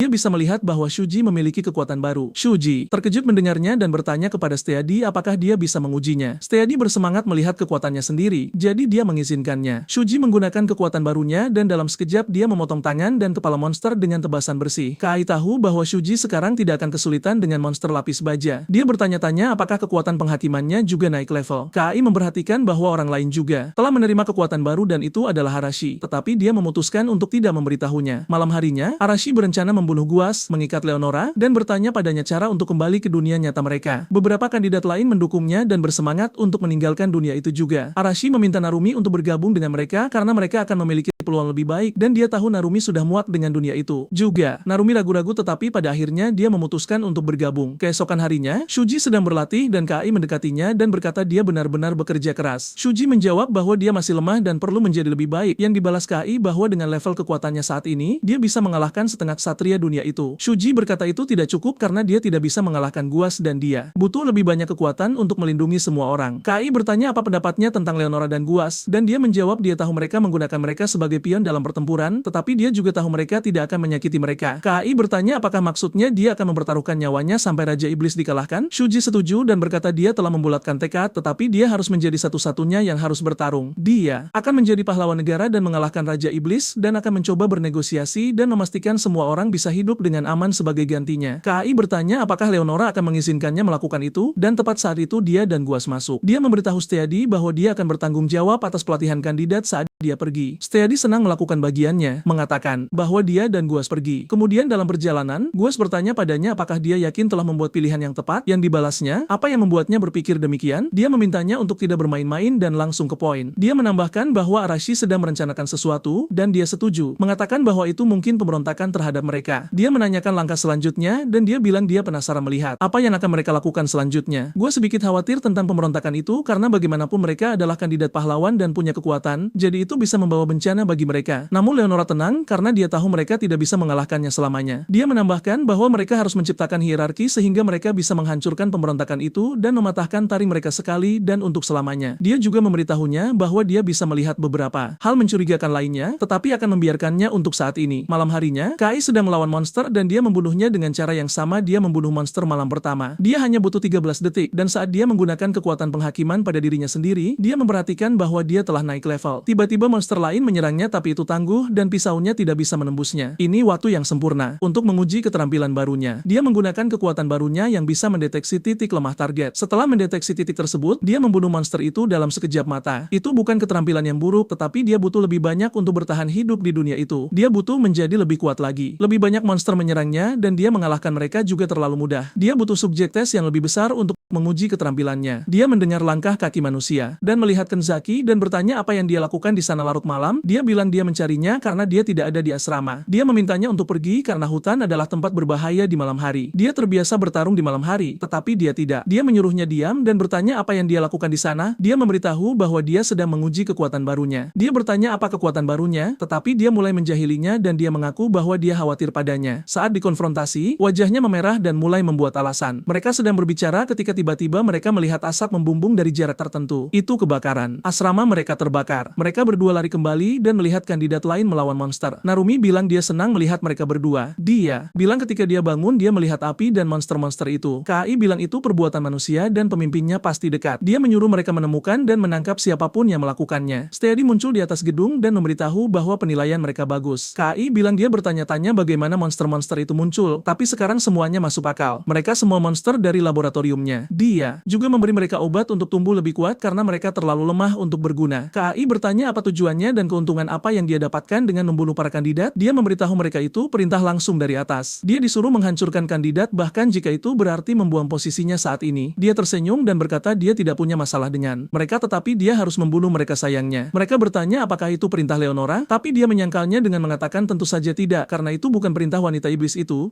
perintah Raja Iblis. Dia adalah mata-mata Raja Iblis. Dia bilang jika dia melakukan pekerjaannya dengan benar, dia akan ditawari posisi peneliti di sana juga. KAI bertanya apakah dia telah jatuh begitu dalam kegelapan sehingga yang dia pedulikan hanyalah meneliti monster. Steady bilang monster jauh melampaui pemahaman manusia. Dia memerintahkan monster-monsternya untuk menyerang mereka, dan Kenzaki menggunakan kekuatannya untuk menghentikan mereka, tetapi tidak ada gunanya karena mereka dengan cepat mematahkan mantranya dan menyerangnya. KAI melompat masuk dan menyelamatkannya, dan ini membuat Steady sangat bersemangat karena dia kagum dengan kekuatannya. KAI terus membunuh monster-monster lain. Dia membunuh hampir selusin dari mereka, dan Steady sekarang marah karena KAI bahkan tidak punya kekuatan kuat sejak awal. Dia menggunakan kekuatan penghakiman pada Steady dan melihat bahwa semua statistiknya buruk, tetapi yang paling menarik perhatiannya adalah bahwa dia juga memiliki kekuatan dominasi seperti Kenzaki tapi lebih kuat, dan itulah alasan mengapa kekuatan Kenzaki dinetralkan. Steady terguncang dan dia menggunakan sesuatu yang dia tidak ingin gunakan tetapi dia tidak punya pilihan. Dia memberitahu KAI bahwa dia akan segera tahu apa yang dia gunakan. KAI melompat untuk menyerangnya karena dia tidak ingin membuang waktu, tetapi tiba-tiba seekor naga merah raksasa memuntahkan api ke arahnya. Ini kartu Asteadi. Naga itu mulai melemparkan batu besar ke arah mereka. KAI meminta Narumi untuk membawa Kenzaki dan pergi karena serangan berikutnya akan datang. KAI kembali menggunakan kekuatannya untuk menemukan titik lemah naga dan itu ada di lehernya. Dia mencoba menebasnya tetapi kekuatan serangannya tidak cukup untuk melakukannya. Tiba-tiba Arashi muncul dan menyerang naga itu dan kemudian mulai menyombongkan diri tentang bagaimana dia bisa menyakitinya. Tetapi naga itu membalas serangannya. KAI memberitahu Arashi bahwa mereka harus menjatuhkan monster itu bersama-sama. Arashi menanyainya mengapa dia butuh bantuannya, yang dibalas membalas ke AI bahwa dia bisa melihat titik lemahnya tetapi dia tidak punya cukup kekuatan serangan. Arashi bersikap keras kepala dan bilang dia tidak butuh bantuan dari pemula, tetapi mereka tidak punya waktu untuk itu karena naga itu menyerang lagi. Naga itu memuntahkan api lagi ke arah Arashi dan dia akhirnya memutuskan untuk bekerja sama dengan KAI. KAI menjelaskan kepadanya titik lemahnya yang merupakan sisik di lehernya. KAI berencana untuk menarik perhatiannya sementara. Arashi menyerang titik lemahnya. Steady memerintahkan naga itu untuk membunuh mereka. Naga itu kembali menyerbu mereka dan KAI mengalihkannya sementara Arashi menyerang titik lemahnya. Ini melemparkan naga itu ke tanah. Naga itu dikalahkan dan KAI bertanya kepada Steady apakah dia punya sesuatu yang lain karena kartu asnya kalah. Steady bilang dia masih punya monster lain, tetapi sayangnya Shuji dan yang lainnya telah mengalahkan mereka semua. Steady mencoba melarikan diri tetapi tertangkap oleh Narumi. KAI memintanya untuk menceritakan semuanya dan dia dengan mudah setuju karena dia pengecut. Tapi sebelum dia bisa menceritakan apapun, tubuhnya berubah ungu dan dia mati. Kutukan diletakkan padanya yang akan membunuhnya saat dia mencoba membocorkan informasi. Keesokan harinya, kandidat mengonfrontasi Leonora saat dia kembali karena dia yang meninggalkan Steady bertanggung jawab. Dia meminta maaf dan menjelaskan bahwa dia tidak berpikir bahwa penjinak iblis lemah seperti dia bisa menyebabkan begitu banyak kerusakan. Kandidat terkejut mengetahui dia tahu Steady adalah penjinak iblis. Mereka bertanya padanya jika dia tahu dia adalah iblis, mengapa dia membiarkan dia berada di dekat mereka. Dalam pembelaannya, dia bilang dia sudah memberitahu mereka bahwa pelatihan mereka akan lebih keras dan dengan demikian apa yang terjadi hanyalah bagian darinya. Guas menuduh mereka tidak cukup berhati-hati untuk melihat kebakaran di malam hari. Leonora memberitahu mereka bahwa mereka semua akan mengunjungi ibu kota kerajaan selanjutnya, fokus pada pengungkapan kandidat pahlawan. Parade publik akan diadakan di ibu kota kerajaan dan mereka akan naik panggung sebagai aktor utama. Malam itu, mereka semua berangkat ke ibu kota dan di malam hari mereka berkemah di lapangan. Saat makan, Arashi memberitahu pengikutnya bahwa ada sekitar 30 prajurit bersama mereka dan mereka benar-benar tidak sekuat itu. Dia bilang sudah waktunya untuk menjalankan rencana mereka. Mereka bisa dengan mudah mengungguli mereka. Dia meminta salah satu pengikutnya untuk memanggil Narumi dan kelompoknya. KAI mendengarkan pidatonya dan dia setuju bahwa ada sedikit prajurit yang menemani mereka, tetapi itu hanya karena Guas dan Leonora yakin mereka bisa menjatuhkan mereka sendiri. Dia pergi ke Shuji dan bertanya apakah mereka bisa bicara. Nanti malam itu, Arashi dan Narumi bertemu di hutan dekat situ. Mereka siap menyerang prajurit ketika Shuji dan kandidat lain menghalangi jalan mereka untuk menghentikan mereka. Shuji bilang dia mendengar bahwa Arashi mencoba membunuh Leonora dan Guas, dan Arashi terkejut mengetahui rencananya bocor entah bagaimana. Mereka mencoba memberi pengertian padanya dengan mengatakan mungkin ada cara lain untuk melakukannya selain hanya membunuh mereka. Arashi memberitahu Shuji bahwa semua yang dia lakukan hanyalah bicara dan bertanya apakah dia punya rencana. Yang dibalas bahwa dia akan bertindak sebagai pion dan mengalahkan Raja Iblis, dan sebagai gantinya dia akan menjamin keselamatan semua orang. Arashi tidak siap untuk kesepakatan ini dan menyuruhnya pergi dari jalannya. Tapi Shuji dan yang lainnya tidak akan membiarkannya lewat. Karena mereka tidak bisa setuju pada satu poin, mereka mulai bertarung. Tiba-tiba dua prajurit masuk dan menyuruh mereka tidur karena ada perjalanan pagi besok. Arashi berjalan pergi mengatakan bahwa dia sudah cukup dengan kelemahan dan tidak ada gunanya berbicara dengan mereka. Mereka semua mencapai ibu kota kerajaan keesokan harinya dan terlalu ramai karena upacara. Orang-orang di jalanan kagum melihat kandidat pahlawan. Orang-orang tampaknya memiliki banyak keyakinan pada mereka. Di kastil, mereka disambut oleh Holy Knight Rex yang meminta mereka untuk beristirahat terlebih dahulu. Semua kandidat senang dan bahagia mendapatkan perlakuan kerajaan. Dari tempat tidur empuk hingga pemandian air panas, mereka ditawari makanan terbaik juga. KAI memutuskan untuk mengumpulkan lebih banyak informasi, tetapi ada banyak penjaga. Dia tiba-tiba melihat Satria yang menunjukkan jalan kepada mereka. Rex sedang berbicara dengan prajuritnya tentang bagaimana dia menemukan kandidat lebih kuat dari anak-anak normal seusia mereka. Salah satu prajurit bilang dia khawatir membiarkan kandidat pahlawan di ibu kota kerajaan pasti akan menghasut iblis-iblis itu untuk mengambil tindakan. Rex menyuruh mereka jangan khawatir karena kandidat itu kuat dan bisa menangani apapun. KAI punya lebih banyak pertanyaan, jadi dia berpikir untuk pergi ke kota di malam hari. Dia pergi ke salah satu pub dan memesan ale dan beberapa camilan. Orang-orang berbicara tentang kandidat pahlawan dan bagaimana mereka tampak seperti anak normal bagi mereka. Dia memperhatikan bahwa orang-orang di sana lebih takut pada gereja daripada raja atau bangsawan. Dia meminta bartender untuk menceritakan lebih banyak. Dia bilang dia baru di kota jadi dia tidak tahu banyak. Bartender menceritakan tentang Raja Iblis dan cara dia menyerang kerajaan. Dia juga menambahkan bahwa Raja Iblis bahkan bisa meraih manusia dengan kekuatan luar biasa mereka. Dia juga menceritakan padanya bagaimana pengikut Raja Iblis meledakkan perkebunan bangsawan beberapa hari yang lalu. KAI meninggalkan Pak berpikir bagaimana para kandidat berada di ibu kota jelas bukan hal terbaik. Tiba-tiba Kenzaki mendekatinya karena dia khawatir padanya. Dia menjelaskan kepadanya bahwa dia sedang mengumpulkan informasi karena mereka berada di wilayah yang tidak diketahui. Dia tampak khawatir dan bilang dia bisa membantunya. Tetapi dia menolak dan dia tidak menyukai sikapnya. Setelah sedikit bercanda, dia akhirnya setuju membiarkannya membantu. Dia memintanya untuk mengumpulkan informasi tentang ibu kota kerajaan. Dia pergi untuk mengumpulkan informasi, dan begitu juga KAI, tetapi seseorang mendengarkan seluruh percakapan mereka. Pria itu menyeringai saat melihatnya pergi. KAI akhirnya kembali ke kamarnya setelah pencarian yang melelahkan. Dia tidak menemukan apapun yang penting, tetapi setidaknya dia belajar tentang tentang keberadaan musuh baru. Dia tiba-tiba mendengar suara-suara dari luar kamarnya, dan saat dia keluar, dia melihat kandidat lain berkumpul di aula. Saat bertanya, dia tahu Kenzaki hilang. Mereka tidak memperhatikan dia hilang juga karena dia tidak berbagi kamar dengan siapapun. Saat ditanya, dia membantah tahu apapun. Shuji menyimpulkan bahwa dia tidak ada di kastil, dan karena hampir fajar mereka harus keluar dan mencarinya. Mereka semua menyebar untuk mencarinya. KAI menemukan kartu identitas siswanya jatuh di jalan. Segera setelah dia mengambilnya, 4 pria bertopeng menyerangnya, tetapi waktu reaksinya begitu cepat sehingga dia langsung melumpuhkan 3 pria. Dia bertanya pada orang keempat siapa dia, karena mereka semua adalah mata-mata yang cukup tidak terlatih. Mata-mata keempat terlalu terkejut untuk melarikan diri, dan KAI memintanya untuk menceritakan semua yang dia tahu. Sementara itu, di tempat yang tampak seperti kastil, Kenzaki diikat dan ditahan. Dua mata-mata menginterogasinya, tetapi dia tidak menjawab mereka. Mereka ingin tahu tentang kandidat pahlawan. Saat mereka melihat dia tidak bekerja sama, salah satu mata-mata menyobek bajunya. Mereka tidak tahu, tapi KAI sudah ada di dalam dan memata-matai mereka. Dia menggunakan kekuatan penghakimannya dan memperhatikan bahwa mereka cukup lemah. Dia tidak percaya dia ditangkap oleh pria selemah itu. Dia dengan cepat membunuh mereka. Kenzaki malu melihatnya dalam keadaan terbuka. Dia membuka rantainya dan hendak pergi ketika dia merasakan seseorang datang ke arah mereka dengan kecepatan penuh. Itu Reix, sang satria suci, dan dia menyerang mereka tanpa membuang waktu, tetapi mereka berdua menghindari serangannya. Dia tersenyum dan bilang dia harus benar-benar membunuh mereka. Selain menjadi ksatria suci, dia juga jenderal pasukan Raja Iblis. KAI bila negara itu sudah mendekati akhir karena bagaimana ibu kota saja penuh dengan musuh. KAI menggunakan penghakimannya dan melihat Reix adalah prajurit yang kuat. Dia serba bisa. Mereka berdua bentrok lagi, dan KAI mampu menghindari pedangnya, tetapi kemudian Reix menggunakan sihir api yang menangkap KAI lengah. Dia entah bagaimana menghindari serangan itu lagi, tetapi kemudian Reix menyelimuti pedangnya dengan api dan berkata itu sudah berakhir untuk KAI. Tapi KAI dengan cepat mengeluarkan senjatanya dan menembaknya tepat di tengah pelipisnya. Reix jatuh dan mati. KAI tidak ingin menggunakan senjatanya untuk hal seperti itu karena dia punya peluru terbatas, tetapi dia tidak punya pilihan lain. Dia perlu belajar cara bertarung berhadapan muka jika dia ingin bertahan hidup di dunia itu. Kenzaki tertegun melihat senjata bersamanya dan bilang betapa menakutkannya mengetahui seseorang di kelas membawa senjata dengannya. Dia menjelaskan kepadanya bahwa itu hanya peralatan standar untuk seorang pembunuh. Dia berterima kasih padanya, dan dia bertanya mengapa dia tidak menggunakan kekuatan dominasinya. Yang dibalas dia bahwa setelah tangannya dikunci dengan rantai, dia tidak bisa menggunakan kekuatannya entah bagaimana. Mereka pergi, dan dia memberitahu bahwa orang-orang itu mencoba menyerang semua orang dari kelas mereka, tetapi dia sudah mengetahuinya. Saat menginterogasi orang keempat yang dia tangkap sebelumnya, orang keempat memberitahunya bahwa mereka diperintahkan untuk membunuh semua kandidat pahlawan, dan dialah yang memberitahu dia tentang lokasi Kenzaki. Mereka ingin menggunakan dia sebagai sandera saat menyerang yang lain. Apa yang tidak bisa mereka mengerti adalah fakta bahwa dia tidak dibunuh oleh kutukan kematian seperti cara Steadi mati. Ini berarti ini bukan dilakukan oleh iblis. Ini berarti beberapa manusia melawan mereka. Sudah hampir pagi dan Shuji menemukan mereka dan senang melihatnya baik-baik saja. KAI menceritakan semuanya tentang aliran sesat Raja Iblis dan bagaimana manusia juga melawan umat manusia. Masalahnya sekarang adalah mereka tidak bisa membedakan manusia mana yang musuh mereka seperti yang bisa mereka lakukan dengan monster. Ini berarti semua orang perlu lebih berhati-hati. Mereka memutuskan untuk tidak memberitahu Leonora karena dia hanya akan menyuruh mereka melihatnya sendiri. Jadi mereka akhirnya memutuskan untuk mengumpulkan semua orang dan memutuskan tindakan. Tiba-tiba asap muncul di sekitar mereka dan tak lama mereka dikelilingi oleh lebih banyak anggota aliran sesat. Mereka semua bersiap untuk bertarung. Bukan hanya ketiganya, tapi semua kelompok kandidat lainnya juga dikepung oleh orang-orang itu. KAI membaca bahwa ada 6 dari mereka dan statistik mereka jelas lebih rendah dari Reix, tapi tetap saja mereka kuat. Keenam pria itu menyerbu mereka. Kenzaki menggunakan kekuatannya untuk menghentikan mereka dan KAI menusuk kepala mereka dengan pisau tajam sehingga membunuh mereka seketika. Shuji sedikit stres melihatnya karena bagaimanapun mereka adalah manusia. Shuji mencoba berdebat tentang itu, tetapi KAI menyuruhnya diam, mengatakan bahwa mereka adalah musuh pada akhirnya. Satu anggota aliran sesat yang tersisa menyerang Shuji dan dia mencoba berunding dengannya, tetapi anggota aliran sesat berkata bahwa dia hanya melayani tuannya. Kenzaki siap menggunakan kekuatannya lagi, tetapi KAI menghentikannya, mengatakan dia ingin Shuji membunuh pria itu. Shuji mematahkan pedang pria itu dan memintanya menyerah jika dia ingin hidup, tetapi pria itu terlalu keras kepala dan dia menyerang Shuji, melukai tangannya. Dalam serangan balasan, Shuji menebas tubuhnya. Pria itu merengek dan Shuji ingin meninggalkannya di sana untuk mati, tetapi KAI menyuruhnya untuk melenyapkannya. Di sana juga atau dia bisa menjadi ancaman. Shuji enggan, tetapi dia akhirnya melakukan apa yang KAI suruh untuk dilakukan. Sementara itu, Arashi dan pengikutnya juga mengalahkan semua pria itu. Pria terakhir dibunuh tanpa ampun oleh kekuatan Arashi. Rhea dan yang lainnya merasa sulit untuk membunuh manusia, dan kecuali Rhea, gadis-gadis lain terluka. Tiba-tiba Leonora muncul di tempat kejadian dan bertanya jika dia memberikan nilai lulus kepada mereka. Para pria itu menjadi semakin marah saat melihat Leonora, dan dia berkata bahwa karena mereka adalah kandidatnya, sudah sewajarnya dia datang dan membantu mereka saat dalam bahaya. Salah satu pria mengatakan bahwa Leonora bahkan tidak membawa kesatrianya. Jadi bagaimana mungkin dia bisa melakukannya? Dia mengejek mereka dengan mengatakan bahwa mereka hanyalah sekumpulan amatir yang disesatkan oleh Raja Iblis, dan dia bahkan tidak menganggap mereka sebagai musuh sejak awal. Semua pria itu menerjangnya secara bersamaan, dan dia menggunakan kekuatan dominasinya untuk membuat mereka semua terpaku ke tanah. Para pria itu tidak bisa bergerak, dan Reina mengatakan bahwa kekuatannya mirip dengan Kanzaki, tetapi Leonora memintanya untuk tidak membandingkan kekuatannya dengan hal seperti itu karena keterampilan dominasinya jauh lebih unggul dalam setiap aspek, mulai dari jangkauan hingga kekuatan. Reina bertanya mengapa dia menyelamatkan mereka, yang dijawab bahwa dia sudah menyebutkan tentang memberikan nilai lulus. Mereka semua berterima kasih karena telah melindungi mereka, dan salah satu pria memegang gaunnya serta memohon agar Leonora tidak mengabaikan dan membebaskan mereka. Dia menunduk dan meminta maaf kepada pria itu karena dia masih hidup. Dia kemudian menggunakan kekuatan dominasinya pada semua kandidat, dan memerintahkan mereka untuk membunuh para pria yang tergeletak di lantai. Tubuh mereka mulai bergerak sendiri, dan mereka semua membunuh para pria itu di luar kehendak mereka. Begitulah kekuatan Leonora. Kai dan Kanzaki menyaksikan semuanya dari jauh, dan Kanzaki kagum melihat Leonora mampu mengendalikan begitu banyak orang sekaligus. Jangkauan dan kekuatannya benar-benar berada di level yang berbeda. 12 jam setelah serangan itu, semua kandidat berkumpul kembali di aula. Banyak dari mereka berada dalam kondisi yang cukup buruk dan terguncang. Narumi mengatakan bahwa dia tidak akan membiarkan Leonora pergi karena dia telah membuat semua kandidat membunuh di luar kehendak mereka. Shuji menyalahkan dirinya sendiri karena tidak sampai di sana lebih cepat, tetapi Kai menjelaskan kepada mereka bahwa itu tidak akan ada bedanya karena tak satu pun dari mereka saat ini cukup kuat untuk melawan Leonora. Kai tahu pasti bahwa karena jenderal pasukan iblis telah dikalahkan, mereka tidak akan bisa bergerak untuk sementara waktu. Dia kemudian memintakan Zaki untuk ikut dengannya. Dia bertanya apa tujuannya, dan Kai mengatakan bahwa untuk menemukan cara menangani sihir dominasi Leonora, dia membutuhkan bantuan seseorang yang memiliki kekuatan serupa dengannya.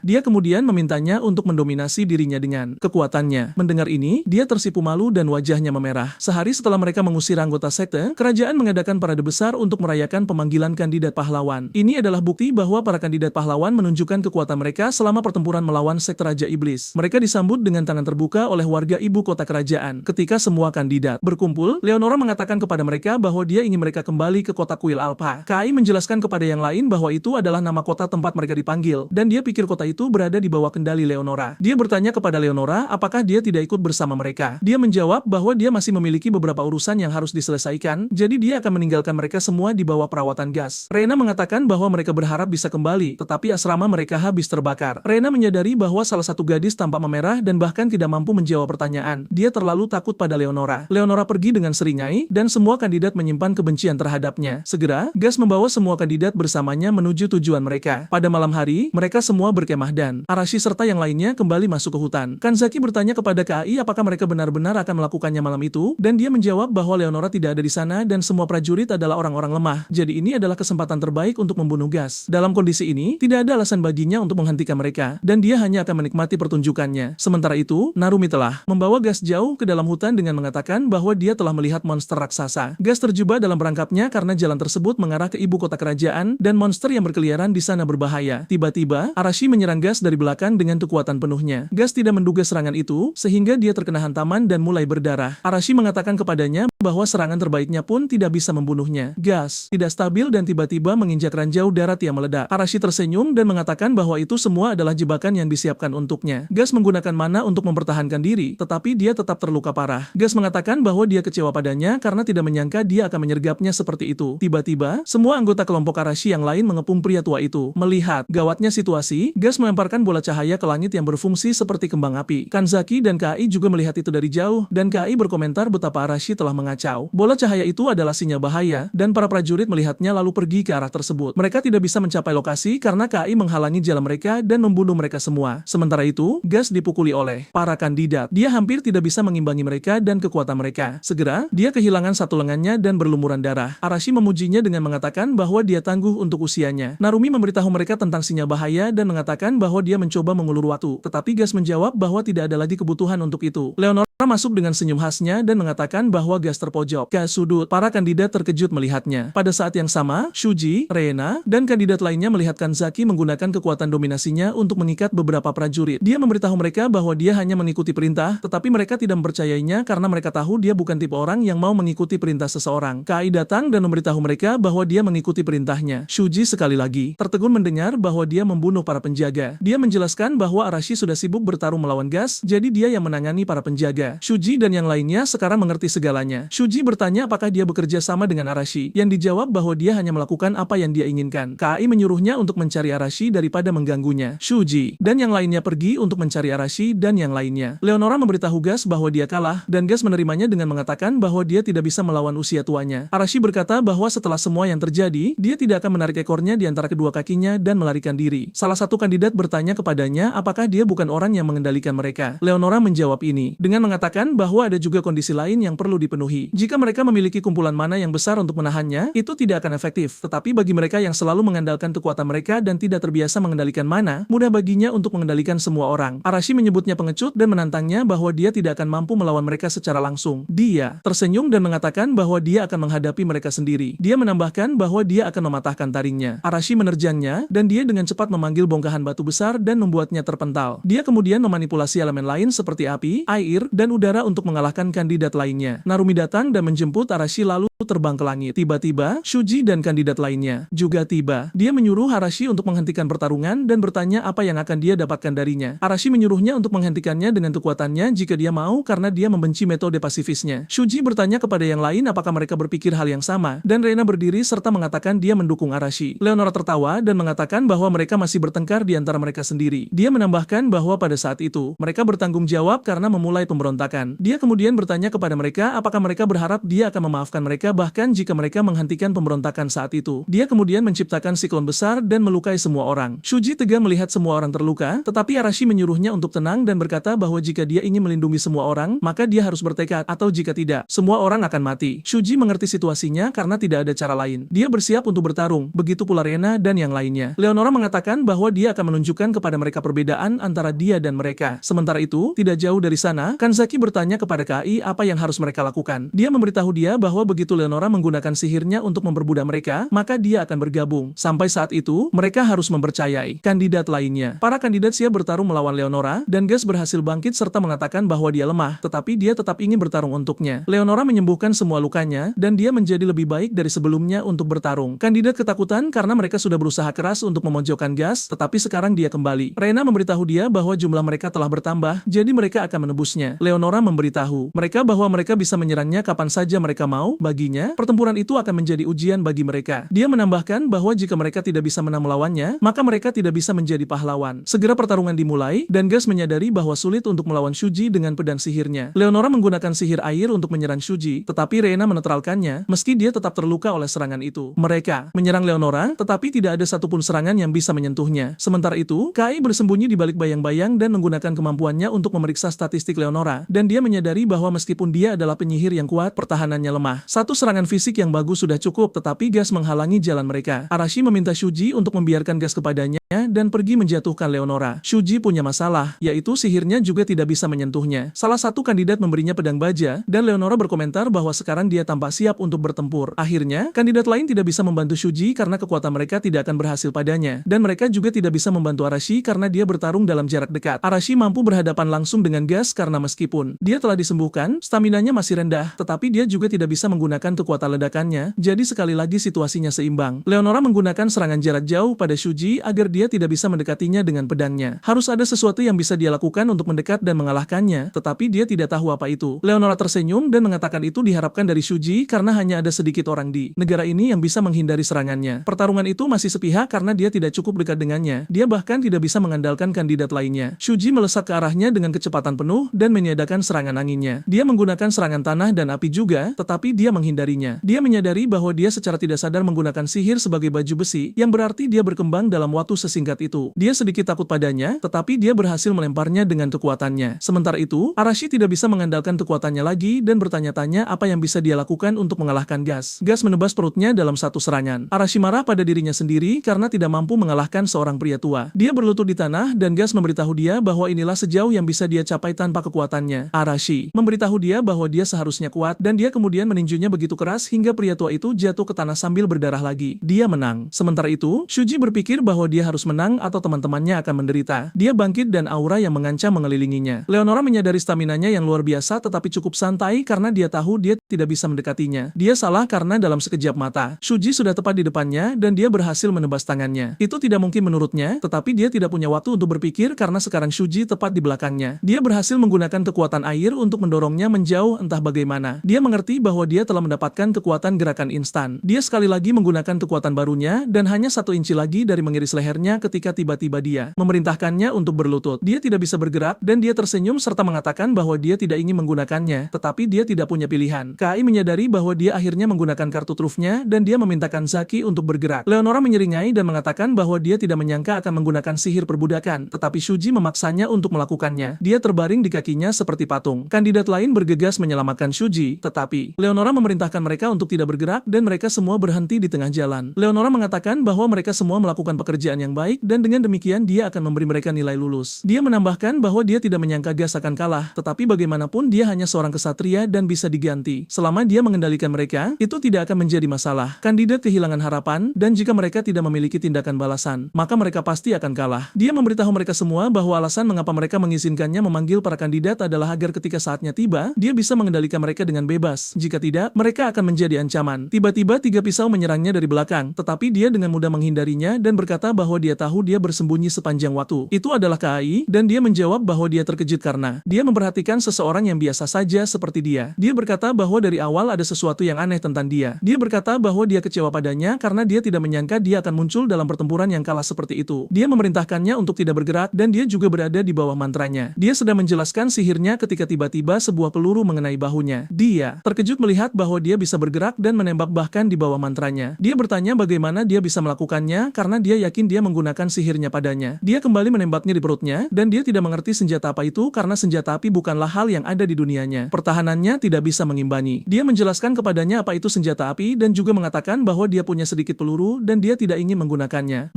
Dia menggunakan kekuatan apinya, tetapi hanya jubahnya yang terkena api dan dia sudah tidak ada di sana lagi. Detik berikutnya dia berdiri tepat di belakangnya dengan pistol diarahkan ke kepalanya. Dia berkata bahwa dia tahu dia bukan petarung jarak dekat yang baik dan sihir perbudakannya tidak berhasil padanya juga. Dia terkejut dan menyangkal Kai telah melakukan perjudian dan dia menang. Alasannya adalah Kanzaki. Malam itu ketika dia meminta Kanzaki untuk mendominasinya, dia menjelaskan kepadanya bahwa keterampilan yang dirapalkan pertama kali akan memiliki prioritas di atas keterampilan yang baru. Ini berarti jika dia menggunakan kekuatan dominasinya padanya terlebih dahulu, maka itu akan meniadakan sihir perbudakan. Dan karena kandidat memiliki perlindungan ilahi, maka kekuatan mereka lebih unggul dari sihir. Kanzaki ragu karena keterampilannya lebih lemah dari sihir Leonora. Hal yang sama terjadi dengan Shuji karena dia telah merapalkan mantranya sebelum dia. Oleh karena itu dia mampu mendapatkan kembali kendali atas monster-monsternya. Itu adalah perjudian, tetapi mereka tidak punya peluang lain. Saat ini, Leonora menyadari bahwa itu pasti Kanzaki, dan dia benar karena Kai berada di bawah mantranya. Dia memberitahu dia bahwa ini adalah akhir baginya dan hendak menarik pelatuknya. Leonora ditangkap dan diborgol. Borgol tersebut menyegel kekuatan sihirnya, dan ini adalah borgol yang sama yang sebelumnya digunakan pada Kanzaki. Dia bertanya kepada Kai apa yang dia rencanakan untuk lakukan padanya. Tuntutannya sederhana, yaitu jika dia mengirim mereka kembali, maka dia akan melepaskannya. Dia meminta maaf karena itu mustahil baginya karena yang bisa dia lakukan hanyalah memanggil sihir untuk mengirim mereka kembali. Sihir yang berbeda diperlukan. Kai tahu dia tidak berbohong karena dia tidak punya keterampilan untuk mengirim mereka kembali. Dia bertanya padanya lalu bagaimana dia seharusnya mengirim mereka kembali setelah mereka mengalahkan Raja Iblis. Dia menjelaskan bahwa pemanggilan membutuhkan jumlah energi yang sangat besar sehingga mereka mengandalkan Tuhan mereka untuk memanggil mereka. Dengan kata lain, Tuhanlah yang memanggil mereka. Begitu mereka mengalahkan Raja Iblis, Tuhan sendiri akan mengirim mereka kembali, tetapi dia tampak tidak yakin dengan kliennya karena tidak ada kandidat sebelumnya yang pernah dikirim kembali. Ini karena mereka dibunuh oleh Raja Iblis. Mungkin ada beberapa yang selamat, tetapi mereka hilang setelah percakapan singkat. Kai siap membunuhnya, tetapi Shuji menghentikannya. Shuji memberitahu dia bahwa dia bekerja sama hanya karena dia berpikir bahwa Leonora bisa mengirim mereka kembali, tetapi karena dia tidak bisa, maka dia ingin mempertahankan statusnya sebagai kandidat pahlawan. Dia tidak ingin menjadi pengkhianat di dunia itu. Kai bertanya apakah mereka belum menjadi pengkhianat sekarang. Leonora meyakinkannya bahwa dia akan berpura-pura tidak terjadi apa-apa malam itu. Shuji mengatakan bahwa kejahatan membunuh seorang santai itu berat dan mereka bisa mendapat masalah karenanya. Kandidat lain juga setuju dengan dia. Narumi masih ada di pihak Kai. Shuji setuju bahwa membunuhnya adalah hal yang masuk akal, tetapi apa yang akan mereka lakukan setelah mereka membunuhnya? Kai mengerti sudut pandang Shuji, tetapi dalam kejadian yang tidak terduga, dia menembak Leonora tepat di antara kedua matanya. Semua orang terkejut melihat tubuh Leonora jatuh ke tanah, dan Kai menggunakan granat asapnya dan menghilang dari sana. Kandidat tidak senang dengan keputusan dan tindakannya. Kanzaki berpikir bahwa itu sebenarnya bermuara pada apa yang dia rencanakan sebelumnya dengannya beberapa jam yang lalu. Ketika Kai dan Kanzaki merencanakan, dia memberitahu dia bahwa tujuan pertama adalah menangkap Leonora dan menemukan cara untuk pulang. Tetapi jika itu mustahil, maka dia akan membunuhnya. Dia tahu bahwa jika dia menangkapnya dan mereka tidak bisa kembali ke dunia mereka, maka Shuji akan mencoba melindunginya. Dan pada saat itu dia akan membunuhnya dan melarikan diri. Dia berencana untuk menanggung dosa membunuh Santa itu sendirian. Dia berkata bahwa itulah alasan mengapa dia membiarkan beberapa penjaganya semuanya hidup agar mereka bisa menyalahkan dirinya. Dia memberitahu dia untuk melimpahkan semua kesalahan padanya dan kembali ke kekaisaran. Dia tidak yakin bahwa dia bisa melakukannya, tetapi dia memberitahu dia bahwa dia bisa, dan dia bahkan mungkin menggunakan kekuatannya selama negosiasi untuk membuat semuanya berhasil. Dia bertanya kemana dia akan melarikan diri. Dia menyuruhnya untuk tidak mengkhawatirkannya. Sementara itu, jauh di sebuah kastil gelap, seorang pria sedang melaporkan tentang kegagalannya membunuh para kandidat pahlawan kepada Raja Iblis. Raja Iblis menyuruhnya untuk tidak khawatir karena pada akhirnya, para kandidat pahlawan pasti akan muncul di garis depan. Permainan menjadi menarik dan Raja Iblis menyukainya. 2 hari setelah kejadian itu, Kai tinggal di hutan. Dia dekat dengan sebuah kota dan butuh setengah hari dengan berjalan kaki untuk sampai ke sana, karena tidak mungkin dia diizinkan masuk setelah membunuh Santa itu. Dia memutuskan untuk menyelinap masuk pada malam hari. Dia perlu mendapatkan uang, dan dia melihat sebuah kedai. Di dalam kedai itu, suasananya indah, dan seseorang bertanya dari mana asalnya. Dia berbohong bahwa dia dari kota terdekat, dan sekarang dia sedang mencari pekerjaan. Pria itu menyarankannya untuk menjadi petualang. Dia harus mengambil pekerjaan dari serikat dan akan dibayar untuk itu. Dia juga memberitahu dia bahwa serikat sangat membutuhkan petualang baru sehingga mereka bahkan tidak akan meminta identitas. Dia menginap di sebuah penginapan dan untungnya tidak ada yang mengenalinya di sana. Dia kemudian pergi ke serikat kota itu dan melihat semua jenis orang di sana. Dia pergi ke meja resepsionis dan mendaftarkan dirinya. Dia ditanya tentang nama, usia, dan asalnya, jadi dia menggunakan nama palsunya, Siren, dan dia berbohong bahwa pasukan Raja Iblis telah menghancurkan kotanya. Siren adalah kode nama yang sama yang dia gunakan di dunia nyata juga. Resepsionis menjelaskan kepadanya bagaimana serikat bekerja. Ada peringkat dari A hingga F. Semakin tinggi seseorang, semakin tinggi imbalannya. Karena dia baru, dia didaftarkan sebagai petualang peringkat F. Dia kemudian pergi ke papan pengumuman untuk mengambil tugas pertamanya, dan segera 3 orang datang untuk mengganggunya. Mereka mengolok-oloknya, dan dia benar-benar tidak menyukainya. Terakhir kita melihat Aragi Kai dikelilingi oleh beberapa petualang yang memintanya untuk tidak mengambil misi tersebut. Aragi Kai dengan tenang berbalik, berterima kasih atas peringatannya, dan meminta mereka untuk membiarkannya sendiri. Mendengar ini, para pemuda itu frustrasi, berpikir bahwa Aragi Kai sangat sombong. Melihat mereka mengepungnya, orang-orang bergumam bahwa orang-orang itu mencari masalah dengan orang baru lagi. Jadi salah satu pemuda mencoba menyerang Aragi Kai sambil berteriak bahwa Aragi Kai butuh pelajaran, tetapi yang mengejutkan, Aragi Kai memblokir serangan itu dengan meraih tangannya. Pemuda itu terkejut dan berteriak pada Aragi Kai untuk melepaskan tangannya. Aragi Kai dengan tenang melepaskannya karena dia tidak ingin bertarung. Namun, pemuda itu kemudian memberitahu rekan-rekannya untuk menyerang Aragi Kai bersama-sama dan memberinya pelajaran. Mereka semua mencoba menyerang bersama-sama, tetapi Aragi Kai dengan mudah mengalahkan mereka dan dengan tenang meninggalkan serikat. Saat dia pergi, dia berpikir bahwa setidaknya dia sekarang tahu level rata-rata petualang di serikat. Dibandingkan dengan kandidat pahlawan, itu sangat lemah, jadi dia memutuskan untuk menyelesaikan misi secepat yang dia bisa. Adegan kemudian beralih ke hutan di mana Aragi Kai berpikir bahwa menurut informasi misi, kobold seharusnya berada di dekatnya. Tiba-tiba dia memperhatikan jejak kaki seperti binatang di tanah. Aragi Kai mengikutinya, dan saat dia pergi lebih jauh, dia merasakan bahwa seseorang ada di sekitarnya dan jumlahnya lebih dari 1. Aragi Kai juga memperhatikan bahwa makhluk misterius itu cukup ahli dalam bersembunyi, membuatnya curiga bahwa mereka adalah kobold. Entah dari mana, seekor kobold muncul dari belakang dan meluncurkan serangan mendadak, tetapi Aragi Kai merasakannya dan dengan mudah menghindar. Dia juga memperhatikan bahwa kobold itu memegang pedang manusia di tangannya, yang berarti dia mungkin telah mengalahkan seorang petualang. Saat dia berpikir, kobold lain datang dari belakang dan mencoba menyerang. Kali ini Aragi Kai menghindar dan mengambil sedikit debu dari tanah, melemparkannya ke mata kobold tersebut. Sementara kobold kedua buta, Aragi Kai memukul wajah kobold pertama di saat jatuh ke tanah. Dia mengambil pedang itu dan dengan cepat menghabisinya. Melihat ini, kobold kedua terkejut, tetapi sebelum bisa bereaksi, Aragi Kai menyerang dan dengan cepat melumpuhkannya dengan pisau juga. Aragi Kai kemudian menggunakan keterampilan penilaiannya untuk memeriksa statistik kobold tersebut dan menyadari bahwa makhluk-makhluk ini tidak menimbulkan ancaman baginya. Merasa percaya diri, dia memutuskan dia bisa dengan mudah memburu mereka demi uang lebih. Setelah beberapa waktu, adegan beralih ke serikat di mana semua orang menatap Aragi Kai dengan terkejut. Aragi Kai telah membawa telinga kobold sebagai bukti penaklukannya. Dia bertanya pada Mia sang resepsionis apakah itu cukup. Dia menanggapi dengan afirmatif dan bertanya apakah dia yakin dia benar-benar melakukannya sendirian. Aragi Kai menanggapi dengan ya, menjelaskan bahwa berburu kobold sangat mudah, tetapi menemukannya menjadi bagian yang menantang. Dia merenungkan bagaimana meskipun dia memiliki keterampilan untuk melawan mereka, keterampilan penjelajahannya masih kurang. Setelah melihat Aragi Kai kembali setelah mengalahkan kobold, orang-orang di sekitarnya terkejut dan bertanya apakah berburu kobold adalah tugas yang begitu mudah. Berspekulasi bahwa Aragi Kai mungkin adalah pemburu peringkat C dari suatu tempat lain. Namun, orang lain menyebutkan bahwa mereka mendengar Aragi Kai masih orang baru. Mia memotong, meminta Aragi Kai untuk menunggu sementara dia masuk ke dalam untuk menyiapkan imbalannya. Adegan kemudian beralih ke malam hari di mana Aragi Kai sedang berjalan di suatu tempat sambil menghitung uangnya. Dia bertanya-tanya bahwa dia bisa mendapatkan begitu banyak dengan berburu binatang sihir yang lemah itu, menyadari bahwa untuk saat ini, mengamankan dana untuk hidup lebih penting, jadi dia memutuskan untuk tetap tinggal di kota dan mencari uang sebagai petualang. Aragi Kai berpikir bahwa membangun jaringan di sekitar serikat akan membantunya mengumpulkan informasi dengan mudah. Tiba-tiba seseorang muncul di depan Aragi KAI. Melihat pemuda itu, Aragi KAI bertanya apakah dia punya urusan dengannya, memperhatikan bahwa pemuda itu tampak jauh lebih kuat daripada mereka yang dia lawan di serikat. Pemuda itu memperkenalkan dirinya sebagai Lyle, seorang petualang peringkat B dan orang yang bertanggung jawab atas cabang serikat di kota itu. Aragi KAI menanggapi dengan santai, terus kenapa? Lyle kemudian bertanya pada Aragi KAI apakah dia orang yang sama yang menyebabkan masalah bagi anak buahnya tadi siang di serikat. Aragi KAI menanggapi dengan mengatakan bahwa anak-anak itulah yang memulai pertengkaran terlebih dahulu. Sebagai tanggapan, Lyle dengan marah berteriak pada Aragi KAI, memintanya untuk tidak berbohong karena dia mendengar bahwa orang baru yang tidak dikenal telah memukuli anak buahnya. Aragi KAI kemudian mengakui bahwa ya, dialah yang telah memukuli mereka. Mendengar ini, Lyle berteriak bahwa jika itu masalahnya, dia tidak akan ragu untuk memberi Aragi KAI pelajaran. Lyle kemudian mencoba meninju Aragi KAI beberapa kali, tetapi karena frustrasi, Aragi KAI dengan mudah menghindari setiap serangan. Akhirnya, Aragi KAI bosan dan menggunakan kakinya untuk menjegal Lyle, menyebabkan dia jatuh ke tanah. Melihat ini, Lyle tercengang dan berseru, "Apa?" Aragi KAI kemudian berkomentar pada Lyle bahwa kecepatannya mengesankan tetapi tidak murni, dan gerakannya terlalu besar, meninggalkan celah. Mendengar ini, Lyle menjadi marah dan mencoba menyerang lagi, menuntut untuk mengetahui apa yang dikatakan Aragi. Aragi KAI sekali lagi memblokir serangannya dengan meraih tangannya, lalu dengan cepat membantingnya ke tanah. Aragi KAI menjelaskan bahwa dia percaya Lyle tidak terbiasa bertarung melawan manusia karena misinya biasanya melibatkan binatang ajaib. Sebagai tanggapan, Lyle dengan marah bertanya mengapa Aragi KAI menyerang anak buahnya jika dia memiliki begitu banyak kekuatan. Aragi KAI menanggapi bahwa dia sudah menjelaskan bahwa itu adalah kesalahpahaman dan menawarkan untuk mengklarifikasi semuanya dari awal. Beberapa waktu kemudian, adegan beralih ke serikat di mana Lyle meminta maaf kepada Aragi KAI, mengakui bahwa itu kesalahannya. Lyle bahkan memarahi dan menghukum anak buahnya sendiri karena berbohong padanya, mengakui bahwa itu kesalahannya karena tidak meragukan kata-kata mereka. Dia berteriak pada anak buahnya, menuntut agar mereka meminta maaf kepada Aragi KAI. Mereka dengan gan meminta maaf kepada Aragi KAI setelah Lyle mendesak. Aragi KAI menanggapi bahwa selama kesalahpahaman terselesaikan, dia tidak keberatan. Dia kemudian menyebutkan bahwa dia punya pertanyaan untuk ditanyakan. Lyle meminta maaf lagi dan meyakinkan Aragi KAI bahwa dia akan dengan senang hati menjawab pertanyaan apapun yang dia miliki. Aragi KAI kemudian menjelaskan bahwa dia adalah seorang musafir dan telah mendaftar sebagai petualang untuk mendapatkan dana untuk perjalanannya. Aragi KAI melanjutkan dengan menyebutkan bahwa dia punya alasan lain untuk mendaftar sebagai petualang. Penasaran, Lyle bertanya pada Aragi KAI apa yang dia inginkan mengingat kekuatannya yang hebat dan keadaan yang tidak diketahui. Aragi KAI menanggapi bahwa dia sedang mencari cara untuk melakukan perjalanan ke dunia lain. Mendengar ini, Lyle dan anak buahnya terpana dan memintanya untuk mengklarifikasi. Mereka bertanya-tanya dengan lantang, apakah hal seperti itu mungkin terjadi? Salah satu dari mereka berspekulasi bahwa dia pernah mendengar kandidat pahlawan datang dari dunia lain. Aragi KAI mengonfirmasi bahwa dia memang berbicara tentang menemukan metode untuk masuk ke dunia para kandidat pahlawan itu. Lyle menanggapi dengan berspekulasi bahwa jika itu masalahnya, itu mungkin melibatkan sihir, dan mereka sendiri tidak terlalu terbiasa dengan sihir. Aragi KAI mengakui bahwa informasi seperti itu tidak akan mudah didapat dan menyatakan harapan bahwa Lyle dan kelompoknya mungkin memiliki petunjuk. Lyle menanggapi bahwa mungkin hanya ada satu orang yang bisa memberikan petunjuk, yaitu sang bijak Elban Charet. Aragi KAI bertanya dengan bingung siapa Elban Charet itu. Lyle terkejut dan bertanya pada Aragi KAI bagaimana dia tidak tahu, menjelaskan bahwa Elban Charet adalah seorang elf yang sarannya telah sangat membantu negara. Mendengar ini, Aragi KAI ingat pernah mendengar tentang Elban Charet di suatu tempat dan bertanya apakah itu benar. Aragi KAI kemudian ingat pernah membaca tentang seorang bijak elf di buku-buku sebelumnya, mengingat bahwa elf dikenal tinggal jauh di dalam hutan. Dia menjelaskan bahwa elf sekarang langka dengan kisah mereka dianggap legenda, dan mereka jarang meninggalkan hutan mereka untuk menjelajahi dunia luar. Aragi KAI menyimpulkan bahwa elf yang berkelana keluar hutan mereka dan mendapatkan kebijaksanaan dikenal sebagai orang bijak. Lyle menambahkan bahwa dia pernah mendengar Elban Charet telah hidup selama lebih dari 100 tahun dan terkenal karena memiliki kebijaksanaan dan pengetahuan yang besar. Lyle juga menyebutkan bahwa Elban Charet adalah prapalan mantra terkenal dengan pengetahuan sihir yang luas. Setelah mendengar ini, Aragi KAI bertanya-tanya apakah elf dikenal karena hubungan kuat mereka dengan roh yang membantu mereka dalam menguasai sihir. Aragi KAI juga mempertimbangkan bahwa bahkan jika tidak ada sihir khusus untuk mengirim pahlawan kembali ke dunia asal mereka, mungkin dengan mantra mereka bisa mencapainya. Bawahan Lyle, Roka, menyela, bertanya apakah bijak Elban Charet masih hidup, menyebutkan dia belum pernah mendengar tentang Elban Charet dan mencatat bahwa tidak ada yang pernah melihat Elban Charet, bukan? Lyle tertawa dan menjawab bahwa dia tidak memiliki informasi tentang itu. Dia kemudian meminta maaf kepada Aragi KAI karena tidak memberikan informasi yang berguna. Aragi KAI meyakinkannya bahwa informasi itu memang cukup berguna baginya. Aragi KAI kemudian menyebutkan bahwa sudah larut, jadi dia akan kembali ke penginapan. Mendengar ini, Lyle menyatakan rasa penasarannya, bertanya pada Aragi KAI apa yang dia rencanakan untuk dilakukan setelah menemukan cara untuk melakukan perjalanan ke dunia lain. Aragi Aragi Kai tersenyum dan menjawab secara samar bahwa dia akan menyerahkannya pada imajinasi mereka. Bingung, mereka menyaksikan Aragi Kai pergi ke penginapan. Adegan kemudian beralih ke 1 minggu kemudian di serikat di mana Mia memberikan Aragi Kai imbalannya karena menyelesaikan misi. Setelah mengambil imbalan dan berjalan keluar dari serikat, Aragi Kai merenungkan bagaimana sudah seminggu sejak kejadian dengan Lail dan kelompoknya. Selama waktu itu, dia berhasil menabung sejumlah uang. Tiba-tiba Lail dan Raka mendekati Aragi Kai dan bertanya apakah misinya telah selesai, menyarankan mereka untuk minum bersama. Aragi Kai menanggapi dengan tatapan aneh yang agak sedih dan menolak undangan mereka. Melihat ini, Lail berkomentar bahwa Aragi Kai sangat membosankan dan mereka mengucapkan selamat tinggal padanya. Saat berjalan di jalan, Aragi Kai merenungkan bagaimana dia akhirnya mengumpulkan beberapa informasi tentang Sang Bijak. Dia berbagi bahwa nama Sang Bijak adalah Elban Auret dan sekitar 1 dekade lalu Elban Auret telah menjabat sebagai penasihat negara. Sekarang pensiun, Elban Auret dikatakan tinggal di dekat perbatasan barat. Itu adalah tempat di mana negara sedang bertempur melawan pasukan Raja Iblis. Aragi Kai kemudian menyimpulkan bahwa tidak ada alasan baginya untuk tinggal di kota lebih lama lagi, memutuskan bahwa dia harus pergi dan mengunjungi Sang Bijak yang disebut Elban Auret. Adegan kemudian beralih ke kota kuil suci Alpha di mana para kandidat pahlawan sedang mengadakan pertemuan dengan seseorang. Heinrich, Kapten Korps Kesatria ke-8 dari Ordo Kesatria Suci, menyebutkan bahwa sudah sebulan sejak dia mengambil tanggung jawab untuk mengawasi para kandidat pahlawan, menggantikan tugas-tugas dari Santa yang gugur. Jadi Heinrich bertanya kepada Midu Shuji apakah dia memiliki keluhan sejauh ini. Midu Shuji menanggapi dengan tidak, menunjukkan bahwa semuanya baik-baik saja karena Heinrich melakukan pekerjaan yang bagus. Heinrich mengungkapkan kebahagiaannya setelah mendengar kata-kata itu, menyatakan bahwa para kandidat pahlawan adalah aset berharga bagi negara, dan dia memperlakukan mereka dengan hormat. Hashimoto Marai berterima kasih kepada Heinrich atas perhatiannya tetapi tidak bisa tidak merasa bahwa dia berbeda dari Leonora. Meskipun demikian, dia merasakan sesuatu yang mencurigakan tentang situasinya. Heinrich kemudian mengarahkan mereka untuk fokus pada topik utama, menyebutkan bahwa selama pertemuan hari sebelumnya, telah diputuskan untuk memobilisasi para kandidat pahlawan. Midu Shuji terkejut dan bertanya apakah dia menafsirkan dengan benar bahwa mereka dikirim ke garis depan. Heinrich menanggapi dengannya, mengonfirmasi bahwa para kandidat pahlawan memang dikirim ke garis depan. Dia menjelaskan bahwa masih ada pertempuran yang berlangsung di perbatasan barat. Heinrich kemudian menunjukkan kepada mereka peta dan menjelaskan bahwa mereka akan dimobilisasi ke sebuah benteng di garis depan. Midu Shuji menanggapi bahwa dia mengerti dan hendak bertanya tentang janji tersebut. Heinrich menyela, menyatakan bahwa dia akan memenuhi janjinya untuk melindungi mereka yang tidak cocok untuk pertempuran. Midu Shuji dengan penuh terima kasih berterima kasih kepada Heinrich atas jaminannya. Heinrich kemudian menjelaskan bahwa dia akan menugaskan mereka beberapa tugas sementara itu, menekankan perlunya semua orang untuk berkontribusi demi mendapatkan makanan mereka. Midu Shuji setuju, melihat manfaat praktis dari memiliki pekerjaan yang harus dilakukan. Hashimoto bertanya kapan mereka harus pergi. Heinrich menanggapi dengan mendesak, menyarankan mereka untuk berangkat keesokan paginya. Dia juga meminta Midu Shuji untuk memberitahu semua orang dan memastikan mereka siap untuk perjalanan tersebut. Setelah meninggalkan aula, saat Midu Shuji dan Hashimoto Marai berjalan kembali, Hashimoto Marai mengungkapkan kelegaannya bahwa Heinrich telah menerima permintaan mereka. Midu Shuji setuju, mengakui bahwa dia awalnya khawatir permintaan mereka terlalu banyak tetapi senang semuanya berhasil pada akhirnya. Hashimoto Marai berspekulasi bahwa para kesatria kurang percaya diri dalam mengendalikan para kandidat pahlawan tanpa Leonora, yang mungkin menjelaskan kesederhanaan mereka. Midu Shuji setuju, mencatat bahwa dengan perginya Leonora, para kesatria akan waspada. Hashimoto Marai kemudian bertanya-tanya tentang Aragi Kai, merenungkan kemana dia pergi dan apa yang sedang dia lakukan saat ini. Adegan kemudian beralih ke masa lalu ketika Leonora terbunuh dan Aragi Kai meninggalkan para pahlawan. Kandidat Uskup bertanya dengan tegan siapa yang bisa membunuh Leonora. Nagasena menanggapi bahwa pelakunya adalah Aragi Kai, mengungkapkan bahwa dia adalah salah satu kandidat pahlawan. Mendengar ini, Uskup dan para penjaganya terkejut. Uskup dengan mendesak bertanya tentang keberadaan Aragi Kai. Nagasreya menanggapi bahwa Aragi Kai telah melarikan diri, mencatat bahwa dia sangat cepat untuk seorang pengkhianat. Para penjaga mulai berdiskusi di antara mereka sendiri, memperdebatkan apakah mereka harus segera mengirim inkuisitor jika pengkhianatan Aragi Kai dikonfirmasi, atau apakah mereka harus terlebih dahulu memverifikasi apakah Santa Leonora benar-benar telah terbunuh. Arashi Shanuka dengan marah meminta Uskup untuk mengklarifikasi apa yang baru saja dia katakan. Uskup menanggapi dengan mengklarifikasi bahwa dia tidak secara langsung menyangkal cerita itu, tetapi menyarankan ada kemungkinan bahwa semua kandidat pahlawan telah bersekongkol bersama untuk melenyapkan Leonora. Pada saat itu, Midu Shuji menjadi tegang. Yang mengejutkan semua orang, kesatria Leonora melangkah maju dan menjelaskan bahwa dia telah menyaksikan kejadian itu. Dia mengungkapkan bahwa Midu Shuji dan yang lainnya yang berdiri di sana memang mencoba melindungi Santa tersebut tetapi mereka kewalahan oleh Aragi Kai yang mengakibatkan kematian Leonora. Kesatria lain juga setuju dengan akun tersebut, mendorong Uskup untuk menyatakan bahwa dia bisa mempercayainya jika kesatrianya sendiri mengonfirmasi cerita tersebut. Dia kemudian menanyakan kekuatan Aragi Kai, bertanya apakah dia benar-benar tangguh. Midu Shuji mengonfirmasi, mengatakannya, menjelaskan bahwa Aragi Kai telah menyembunyikan kekuatan aslinya selama ini. Uskup kemudian mengundang mereka untuk melakukan percakapan yang lebih rinci di ruangannya dan meminta salah satu kandidat pahlawan untuk menemaninya. Tanpa sepengetahuan mereka, Kanzakiren diam-diam menguping dari balik dinding, menggunakan kemampuannya pada para kesatria. Mido Shuji merasa lega bahwa mereka berhasil menavigasi situasi dengan bantuan Kanzakiren. Adegan kembali ke waktu sekarang, di mana Hashimoto Marai bertanya kepada Mido Shuji apakah dia masih mengkhawatirkan Aragi KAI. Menyerangkan itu tidak ada gunanya untuk dikhawatirkan. Mido Shuji tersenyum dan setuju secara lahiriah, tetapi mengakui bahwa jauh di lubuk hatinya dia bermasalah karena dia tahu Aragi KAI telah mengorbankan dirinya demi mereka. Mido Shuji tegang karena dia telah memutuskan untuk melindungi semua orang, tetapi Aragi KAI telah memikul beban itu sendirian, membuat Mido Shuji merasa tidak berdaya untuk membantu Aragi. Di dalam ruangan, Mido Shuji mengumpulkan semua orang dan mengumumkan bahwa mereka telah diperintahkan untuk dimobilisasi ke garis depan. Dia menginstruksikan semua personel yang siap tempur untuk bersiap berangkat paling lambat besok pagi. Beberapa anak laki-laki menjadi tegang saat realitas menghadapi pertempuran nyata mulai terasa. Nagasena mendekati mereka dan berkomentar bahwa sudah terlambat bagi mereka untuk takut, mengingatkan mereka bahwa mereka telah dengan sukarela memilih untuk bergabung dengan kelompok tempur. Hao-S Shiori bertanya apakah mereka bukan satu-satunya yang dikirim ke garis depan. Mido Shuji menanggapi bahwa mereka dikirim bersama dengan Korps Kesatria ke-8 di bawah komando Kapten Heinrich. Kakirin bertanya kepada Mido Shuji apakah ada berita tentang Aragi KAI. Mido Shuji menjelaskan bahwa Kuil telah memberikan hadiah untuk kepala Aragi KAI dan telah mengerahkan sejumlah besar personel untuk melacaknya. Dia menambahkan bahwa tidak ada berita mengenai keberadaan Aragi KAI. Mendengar ini, Kakirin menjadi sedih. Mido Shuji hendak menghiburnya, tetapi sebelum dia bisa, Nagasena dengan marah berteriak bahwa dia tidak peduli apakah Aragi seorang pengkhianat atau bukan. Jika dia menemukannya, dia akan membakarnya sampai hangus. Kanzakiren merasa sangat sedih, bertanya-tanya mengapa Aragi KAI tidak membawanya bersamanya. Adegan kemudian beralih ke hutan di mana semua kandidat pahlawan dan kesatria serta para penjaga sedang melakukan perjalanan. Saat mereka pergi lebih jauh, Arashi Shanuka merasakan sesuatu dan berhenti. Pada saat itu, Hano Shiori juga berteriak bahwa dia lelah dan bertanya apakah mereka bisa istirahat. Hashimoto Mar menanggapi bahwa mereka baru saja istirahat makan siang jadi tidak mungkin. Sepertinya mereka akan berjalan sampai gelap. Beberapa anak laki-laki bertanya-tanya apakah sesuatu akan terjadi karena mereka telah berjalan selama 2 hari terakhir tanpa ada apa-apa. Arashi Shanuka meminta semua orang untuk berhenti dan mereka bertanya apakah ada yang salah. Arashi Shanuka menanggapi bahwa dia bisa merasakan keberadaan binatang ajaib di balik semak-semak. Seorang kesatria tiba dan berteriak pada para kandidat pahlawan, bertanya mengapa mereka berhenti tiba-tiba. Mido Shuji menjelaskan bahwa mereka merasakan keberadaan binatang ajaib di dekatnya. Kesatria itu berteriak bahwa dia tidak bisa melihat apa-apa dan mengingatkan mereka bahwa mereka harus mengikuti perintahnya karena mereka tidak bisa melakukan apa-apa tanpa izinnya. Mendengar ini, Arashi